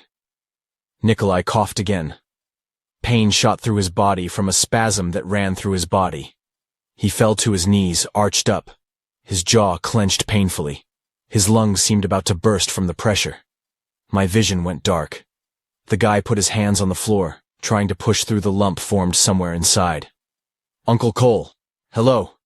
The radio hissed nervously. "Uncle Kolya." "Kolya." This is Alice's voice on the radio. "What happened?" "Say it again." The guy wheezed, and the veins in his neck bulged. His fingers tightened on the walkie-talkie box until it crunched. His head was buzzing like a drunk. His thoughts were barely turning over. He was looking at the radio, trying not to break it, trying to unclench his fingers, but he couldn't do anything. The spasm subsided. Breathing recovered, and wheezing and spitting blood from his bitten lips, like a drunk, Nikolai got to his feet. He gathered his strength and thoughts into a fist. "I'm here," he croaked into the radio. "Take the women away. Captain, come on quickly, He broke off. "We don't have much time." "Already?" the captain asked sadly into the radio. "Yes," the guard replied, feeling a new lump rise in his throat. There was a hitch with the loading of the survivors. Albert Alexievich began to raise his voice again, arguing that he should be one of those who would board the boat, showing his own importance, and saying that he was the one in charge here. He knows a lot of important things, and will be useful in coordinating rescue operations at headquarters, rather than sitting here and waiting for a helicopter to arrive, and whether he will arrive at all. At the loud whispers of the headmaster, new creatures pulled themselves up and began to break into the office. "I'm important!" the director screamed out loud, pushing the woman away from the window, who had already dangled her legs, ready to jump into the captain's outstretched arms. The woman screamed and would have fallen into the water if she hadn't been caught by Petrov at the last moment. The pounding on the door was redoubled. One of the men pulled the director away. The door leaf creaked and groaned, yielding to the onslaught of the infected. Splinters flew out of the door. The hinges began to bend, coming out of the door jamb. Someone punched the screaming director in the jaw. He collapsed to the floor with a sob for the first time that day, crying and screaming. The infected, hearing this noise, leaned on the door with triple force, which caused it to break down and begin to tilt. The women and their daughters howled at once. The men were worried, looking at the mutilated fingers with huge claws reaching through the gap. Lech, a bully, a rebel, the favorite of all girls and the athletic hope of the school, was the first to rush to the door, propped it with his shoulder, holding back the pressure of inhumans breaking into the classroom. Being perfectly built, he slammed into the door with decent force, so much so that several creatures who did not expect such an attack fell to the floor of the corridor with a crash. "Help me," the guy moaned, pushing against the door with all his might. The people, overcome with fear, could not move. The door creaked open again. Two women jumped through the window at once. Colliding in flight, one of them clumsily fell onto the side of the boat and fell into the water, raising a cloud of spray. The bulldog Alexievich screamed again. Nikolai, hearing that creatures were breaking into the next classroom, urgently thought about how he could help them. He grabbed several glossy magazines from the teacher's desk, opened them about in the middle, attached them to his arms and legs, taped them up, creating at least some kind of protection. He went to the door and abruptly pulled it open. Immediately, unable to resist, several infected people stumbled into the office. Nikolai pierced the head of the first with a knife, broken the legs of the second, and also added a knife. He could not do anything else, being afraid to shoot dangerously close to the door behind which the survivors were hiding, and also not wanting to attract new infected people who wandered somewhere on the lower floors with the noise of shots. Several creatures rushed into the classroom at once, clearing the corridor. Lek almost fell out with the door when it abruptly gave way under his efforts. There was a crash, a squawk, and a furious expletive from the guard in the corridor. The guy looked through the gap, but it was difficult to see anything. The hallway was empty, and the door to the next office was open. Thuds, sounds of scuffling and furniture being shifted could be heard from the classroom. "Uncle Cole!" Lek shouted and began to open the door to help the guard. Alice screamed behind him. Someone's strong hand suddenly pushed the guy away. One of someone's fathers stepped in his way. "What are you doing?" "What is it?" he cried in a whisper, peering through the crack. "They're going to break in here." "But he's there," Lek whispered fervently. "What's in there?" Alice ran up. The guy stammered. "Open the doors. They all crashed in there." Alice rushed to the door, but was roughly grabbed by the shoulders and thrown back into the room. Another man stood in front of the door. "You can't open it!" He supported the man standing next to him. There was the sound of a door closing in the hallway. "How are you?" The radio in Leica's hands hissed in a hoarse voice. He almost jumped in surprise. "Uncle Kolya." "Wow," Lek and Alice whispered together. "What have you got there?" "It's fine," the guy replied after a moment's hesitation. "I did it." The captain left the pistol with a silencer. The voice paused for a second and continued again, heavily, tiredly. "Captain, start the boat, Lesh. Alice, get ready, we must leave." On my command, we quietly run down the corridor to the door. "Lesh, you're in front. Take the machine gun in your bag. I'll cover the back." "But," Lesh began, looking for the military bag in the semi-darkness. "There's no time," Nikolai managed to say, and immediately the engine roared outside the window. The boat at low speed, roaring like an animal, began to circle the school, rolling out to its entrance. "I'm going," the captain shouted into the radio. "I called the helicopter. Good luck, fighter." "I've accepted it," Nikolai said hoarsely, vexedly pressing his hand to his bloody side. Blood was running in a strong stream from the flesh, torn open by the claws. One of the infected was able to get directly under the bulletproof vest, tearing his clothes and skin. Convulsions began to run through his body again. My head was spinning, and my vision was blurry. His breathing was getting heavier, but the guard was still standing. He holstered his pistol and shifted the submachine gun to his chest. There were footsteps and squeals of creatures rushing towards the sound of the engine in the corridor. At this time, the boat stopped in front of the entrance to the school building. Revving the engine, she impatiently swayed left and right, spitting water from under the engine through the open window on the landing. The first creature fell into the stream with a loud splash. Clumsily moving her arms and legs, grinning and choking every second, she swam to the boat where the rescued women were huddled. The captain stepped on the gas, creating waves that momentarily overwhelmed the floating creature. It clumsily threw up its arms and disappeared into a burst of foam. One by one, more infected people rushed into the dirty stream. The boat slowly sailed away, taking them with it. Unfortunately, not all of them obediently followed the boat. Some remained standing on the stairs and on the second floor, staring with their bloody eyes at the windows, not thinking how they could overcome the transparent barrier. Nikolai staggered out into the corridor. Carefully, as once in one of the hot spots, clearing the corridor. It was empty. As quietly as possible, limping on his bad knee, he reached the shattered door leading to the stairs. He looked out. No one. He turned around and shouted at Lek in a low voice to start the evacuation. The door opened with a screech. Downstairs, someone began to chatter. The guard, without turning around, showed people the signal to stand with his finger.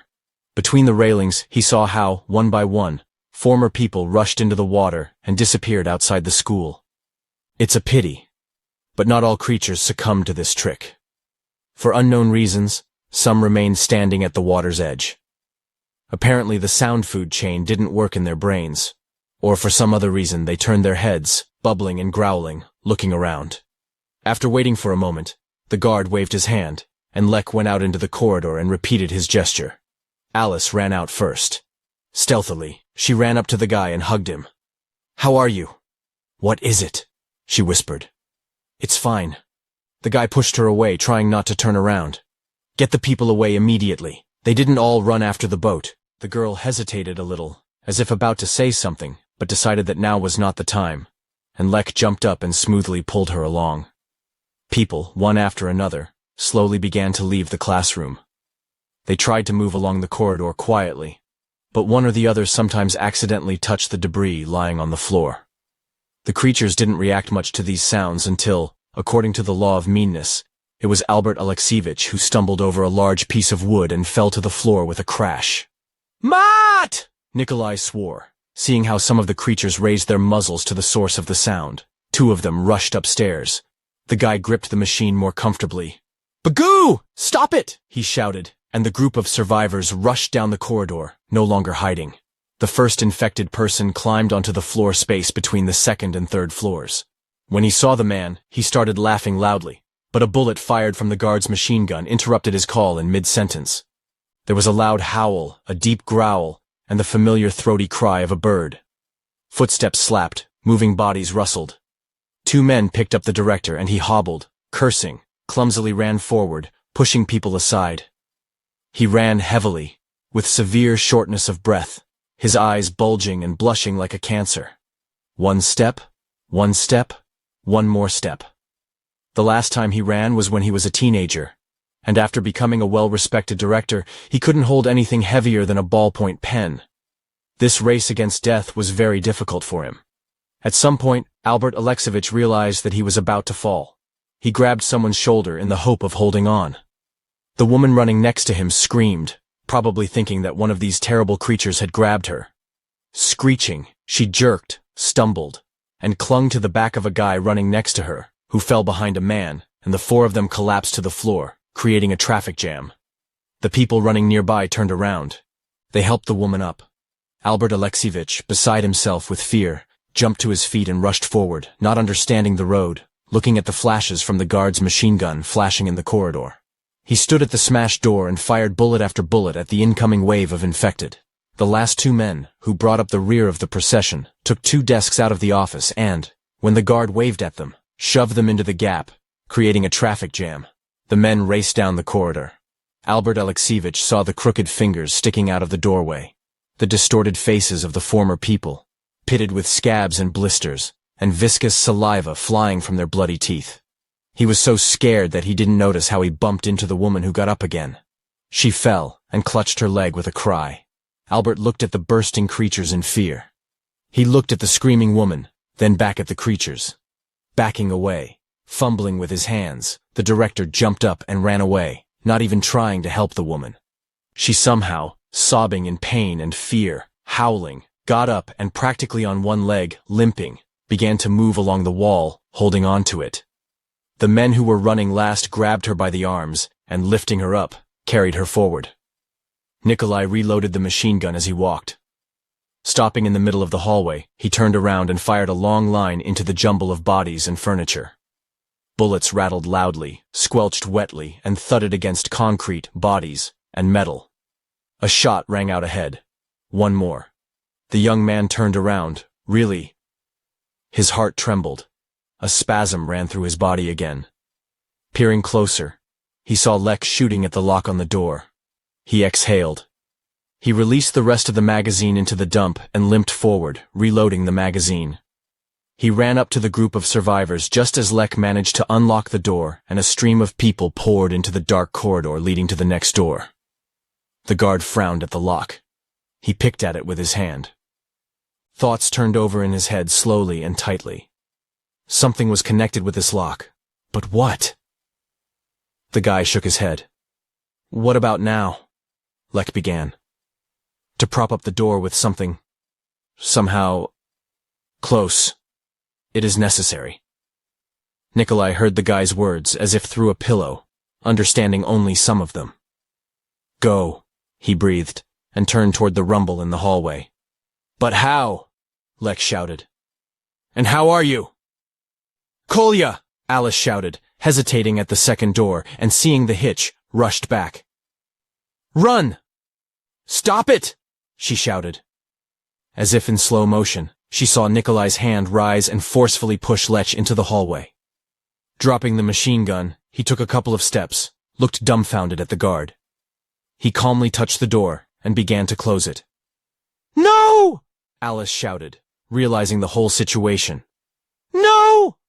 Uncle Cole!" Lech shouted, and finally examining the guard's face, he shuddered. "No! Uncle Cole? How's that? Stop it!" he cried, and tears sprang from his eyes. "No!" the girl cried, running to the door, which Nikolai had already half closed.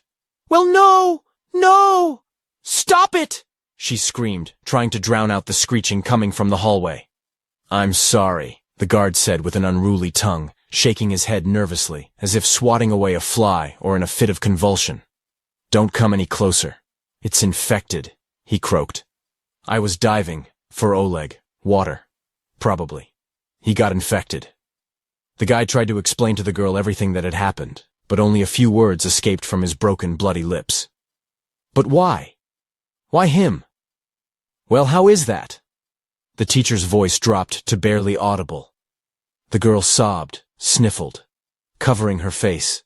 A sense of injustice overwhelmed her. Why did one of the kindest and bravest people she was lucky enough to meet die such a terrible death?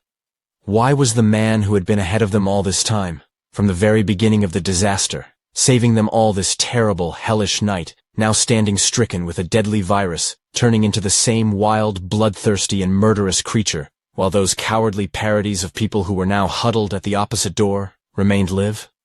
Why isn't Bulldog Albertovich a coward with his henchman Valentin?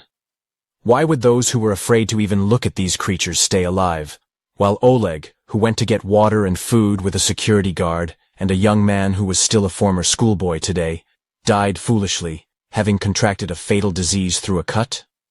No one will probably give an answer to this question, but most likely it lies in the fact that sooner or later, someone who risks his life for the sake of others will stumble, miss, or fall just short in the game with death. He will lose to her, while the one who hides behind their backs, remaining safe, will live. But to each his own. Everyone has their own way. Everyone is free to choose whether to remain a trembling parody of a man in the face of danger, or, without thinking about himself, rush into a burning house and save at least one life, giving his own in return. "Take her away," the guard croaked. Lyoka wiped his face, picked up the girl, and dragged her along with him. The last thing Nikolai saw before he closed the door was the guy's back, with blood on his t-shirt. He closed the door and turned around. He rested his back against it, spreading his legs wider. The disobedient hands picked up some kind of thing that was in them. Something heavy, iron, smelling of gunpowder and oil. The brain gave out a danger signal coming from her. For some reason the guy did not remember what it was called, but the hands remembered how they should act. His right hand pulled on a hook, which clanged off and hit, returning to its place. Left hand forward. Take hold like this. The right one. The right one? It doesn't matter. The upper right part of the body is here. Finger here. Alice could barely move her feet, sobbing and stumbling. A machine gun rattled loudly outside the door. The creatures in the hallway growled, howled. There was the sound of falling bodies and screeching. It echoed down the corridor from behind the door that blocked them from the incoming wave. The girl flinched from each shot, expecting it to be the last. That a victorious squawk was about to be heard outside the door, meaning that the man she loved for his character, will to win and strength was no more. Alice stumbled when she did not hear another shot, which should have sounded in a continuous beat of ta-ta-ta. Only by grabbing Lech walking next to her she was able to keep her balance. There was still no shot. She hoped that it would ring out again, that they would sound endlessly and Nikolai would remain alive. Instead of a shot, there was a half-growl, half-scream from behind the door, which smoothly turned into a squawk. When she reached the door, the girl began to climb the steps in tears. Halfway up the stairs, she turned around. Lech was standing downstairs, half-turned at the door, from behind which furious screams could be heard. She was trembling under the blows and onslaught of non-humans rushing over her. "Lech," the girl called. "We have to go." "The door," the guy said softly, pointing at her. "What?" the girl asked, wiping away her tears, going down a couple of steps. There's no deadbolt, the guy said sadly. How? The girl rushed in fright. The deadbolt that Nikolai had mentioned when he and the captain had discussed the plan was indeed missing. The place where the steel handle was supposed to hang had been worn away, and the lock itself was nowhere to be seen. Remove the damn bolt, I said. I remembered the screeching words of Bulldog Alexievich on the eve of the holiday. So that the students locked themselves in there? No incident! The girl howled in helplessness. Go, Lech said softly, closing the doors, blocking them from the dimly lit corridor, turning his back to the girl. She screamed, putting her hands to her mouth again. Leesh! Stop it, she cried, sobbing again. The guy turned his back to the door, smiling cheekily. What are you like? The teacher howled. When? On the stairs, the guy said wearily, pushing his left hand into the bracket on the door. When Uncle Kolya was attacked by that thing. The girl stared at the young man in disbelief. He proudly lifted his chin, stuck his right hand into the bracket on the right side of the door, strained his arms, adjusting himself, winced when the metal touched the wounds. Go, he whispered, bracing his feet on the bottom step. They're coming. There was a rumble, a howl, and a squawk in the corridor behind Lehi. Footsteps echoed down the corridor. He was getting closer and closer. The girl, staring at the young man in a daze, slowly backed away. Go ahead, the guy shouted, straining all the muscles of his body. The girl turned around and rushed upstairs, not understanding the way. Lech put his hands further into the brackets, hissed. The footsteps came closer until they crashed into the door. The first blow made the guy scream. The muscles in his arms bulged. A hematoma has formed on the left side. The second blow. The skin on my right arm peeled off under the brace. The third blow. Something snapped in my back. The guy screamed in pain but continued to put his feet on the step, holding the steel door like a crucified Jesus. The doors were pushing, trying to open, but the guy was standing. Blood sprayed from his nose onto his chest. My back and arms were crunching from tears and fractures. There was pounding on the door furiously. Lech raised his head and saw how the bright spot from the door opening at the top went out. He screamed with his bloody mouth, strained his legs, but continued to stand, restraining himself like a living bolt. The door, the last one, separating the still living people from the already inanimate.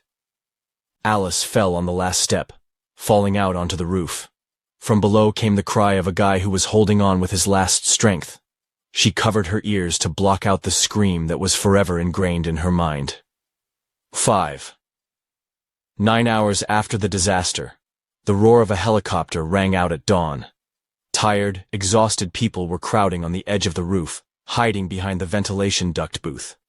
Albert Alexievich was the first to jump out from behind the shelter and began waving his arms in which he was holding his jacket. The helicopter was slowly approaching, rumbling around. Hovering over the roof, he landed smoothly, and several fighters in black clothes, with machine guns in their hands, jumped out of the open door. I'm the headmaster of the school, shouted Bulldog Albertovich, limping, joyfully hurried to meet the rescuers. Nikolai? A fighter in a black helmet sharply asked the man who ran up. Nin. The bulldog suddenly froze. Albert Alexievich, he bleated. Who is Nikolai? The fighter spoke louder. Who has the package? Here, Alice said softly, approaching the fighter. He didn't make it. The girl handed the military man an aluminum suitcase. He quickly took it, typed in the code on the panel, and opened it. Nodding his head, he slammed the drawer shut and commanded, Everyone in the helicopter. Soldiers in black uniforms with machine guns in their hands and matching black helmets slowly, covering each other, descended the stairs. The beams of the lanterns illuminated the entire space of the nook. Turning in the stairwell, the man in front froze, raising his fist and aiming his machine gun at the door. There, crucified on the door, the first of the infected hung with his feet on the floor, with his hands in the brackets, dropping green viscous saliva on his chest. A very young kid. He raised his head, and darkness was reflected in his bloody eyes. The creature twitched, but the braces prevented it from continuing to move. The shot that rang out behind closed doors remained inaudible to the dozen infected people standing in the corridor. They shuffled listlessly from one foot to the other, wandered through the empty corridor of the school, where children had been running merrily until recently, driven by the school bell. The door opened softly. The nearest creature slowly turned around and collapsed, as if mowed down, with a neat hole in its head. All the others fell in sync with him. "The corridor is clear," the soldier with the sergeant's patch said. "Let's move," came the voice of the group's leader. After passing through the second door, the Special Forces soldiers found a real pile of infected bodies. Some of them had bullet holes in their heads, some with narrow ones, as if from a knife. Shell casings were scattered on the floor. A little further down the corridor was a submachine gun and 3 empty magazines. Another full one was lying a little further away by the open door to the office. The fighter motioned for me to cover him and quietly moved to the door. He peered into it carefully and recoiled. He held up one protruding finger. I changed the submachine gun to a pistol with a silencer. The second fighter moved out of the group and walked heavily towards the door, not being afraid of anyone. He opened the door wider and entered the classroom. An infected person was standing at the blackboard. He was poking at the blackboard with his hand, dragging his bloody finger along it. A military man in a black jumpsuit came closer. There was a topographic map of the country on the board. The creature was clutching a bloody finger somewhere almost at the bottom. The figure slowly turned around. The dead, bloody eyes of the infected were reflected in the shiny visor of the helmet. The soldier slowly raised his helmet visor with his hand. "Your fight is over, fighter," Captain Petrov said wearily. The infected twitched, but immediately froze, as if restraining himself. There was a soft pop. The former guard slowly sank to the floor, rolling his eyes. The captain came over and stood over him. "Thanks for everything," he said, saluting. Slowly turning his head, he looked at the map. The bloody footprint from the finger was located exactly in the south of the country, in a mountainous area, somewhere in Altai, just above the bluish inscription, Khatun. The helicopter slowly, lazily rose over the roof of the school, carrying away in its steel belly the people who had survived that night. Alice sat at the porthole and watched the rushing landscapes with a thoughtful gaze. A stormy river overflowed its banks, turning the city into ruins. Ruins of houses could be seen here and there, in places smoking thick black smoke. There were rubble and debris everywhere, cars, and everywhere the eye could see, there were them. Dirty, bloodied figures were everywhere. One had only to look closely. On the roofs of destroyed buildings, trapped in passing cars, in the rubble of garbage and just in the river. Adults and children, men and women, fat and thin, of all stripes, classes, and levels of government. One thunderstorm that caused this monstrous accident turned everyone who was unlucky enough to survive that night into eternally hungry, bloodthirsty monsters. Alice looked up at the horizon, to where a cloud could be seen at its very edge, carrying with it the spores of a deadly virus, spreading it on its way. The girl looked at the tired, exhausted people. What will it be like for them to live in this new world, where every drop of uninfected water counts, each sealed bottle or barrel? How do you live in a world where you're not sure about the next sip? How to grow plants, because without this very water they can die? Or are plants not susceptible to this infection? Where do I get the water I need every day? They were going to find out in the near future. The helicopter shuddered sharply as it overcame the air hole, interrupting her reverie. The girl who was rescued from that ill-fated office, whom Alice always tried to keep close to herself, who was dozing on her shoulder, could not resist, and fell to the floor. The teacher called out to the girl. She moaned, hitting her forehead on the parapet pipe, and abruptly vomited blood-white foam right under the teacher's feet. Nikolai Malunov. The Rain Universe. July 1st, 2019. The End? From the author. Well, hello. I apologize in advance for the ending, which you, dear reader, may not agree with, but I'm sorry, and by the way, take a look at the after-title scene when you finish reading my message. I think I wrote everything logically. If you strive to be ahead, always climbing into some kind of jungle and trouble, be prepared for the fact that someday you will get what you deserve. You can't always get away with everything, at least not in my stories. I have always strived for logic and realism. In my books, there will never be a situation where the hero shakes an obviously decomposed body by the shoulder and asks, "Is it okay?" and immediately gets bitten in the neck, arm, or leg with rotten teeth. My hero will prefer to take a couple of steps back, poke at the creature with a stick, and only then, saying, "Are you fucked up?" break in from the foot. This story is no exception. If someone hides behind their back, keeps their distance from problems, then they will most likely survive, but this is not certain, since others do all the dangerous work for them. Is that logical? Is it natural? I think so. But heroes don't always die either. The hero is different from the hero. Those who put their lives and the lives of their loved ones above all else are likely to be saved, and those who thoughtlessly rush forward without sparing themselves have many chances to die, especially in this new, yet unknown world. This story created a new universe, the universe of rain, where every drop of water counts.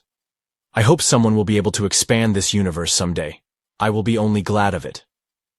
Well, in the meantime, what came out came out. I thank my friends who helped create this little book. Many thanks to my wife Lydia for her support, for listening to my sketches when the story itself was still at the stage of several sketches on stickers. To Katerina Sol-Secheva, the person who gave the story a second life, proofread and corrected it 2 long years after the first release. Thank you for helping me make the book brighter and more interesting, for not letting me throw it away, delete it, or throw it in the trash or electronic basket, for encouraging me to write new stories, and for supporting me in every possible way. You are truly a soul, not only in our cozy chat, but also in life. To Polina, for developing the plot and interesting moments, solving screenplay dead ends, when, after telling her her dream, on the basis of which this work was invented, she said, "Cool idea." To Olya, for nagging her, forcing her to write and not give up, not only this time, but also in all previous and hopefully subsequent ones. To Semyon, for helping with the cover, advising him on what to add and what to remove. To Natasha, for her patience and advice on the plot. Special thanks and a low bow to my mentor, colleague, and excellent woman, Olga Ilyinichna, for making her way through the jungle of errors, repetitions, tautologies, and lexical deficiencies helped to make my text much more literate. Despite the fact that the text turned out to be small, it was easy for me on the one hand and difficult on the other. Together, we managed to do something more or less acceptable. Thank you, reader, if you have reached these lines. If at least one person besides me reads this story, then it turns out that everything was not in vain. Well, I hope to see you again. Half an hour ago, 9.5 hours after the disaster. Thank you for everything, Captain Petrov said, saluting as he stood over the body of the fallen guard. Slowly turning his head, he looked at the map. The bloody footprint from the finger was located exactly in the south of the country, in a mountainous area, somewhere in Altai, just above the bluish inscription, Khatun. He looked thoughtfully at the body of the lying guy. He barely moved. The dart sticking out of his hand had almost completely injected the poisonous green phosphorescent liquid into his body. The captain raised the radio to his lips. "We have a sample," the captain said after a moment's thought. "Take this one," he commanded the soldiers. "And that Jesus on the door, too." Soldiers in black uniforms, with impenetrable dark visors, quickly packed the body of the guard into a silver bag, loaded it onto a folding stretcher, and carried it to the helicopter.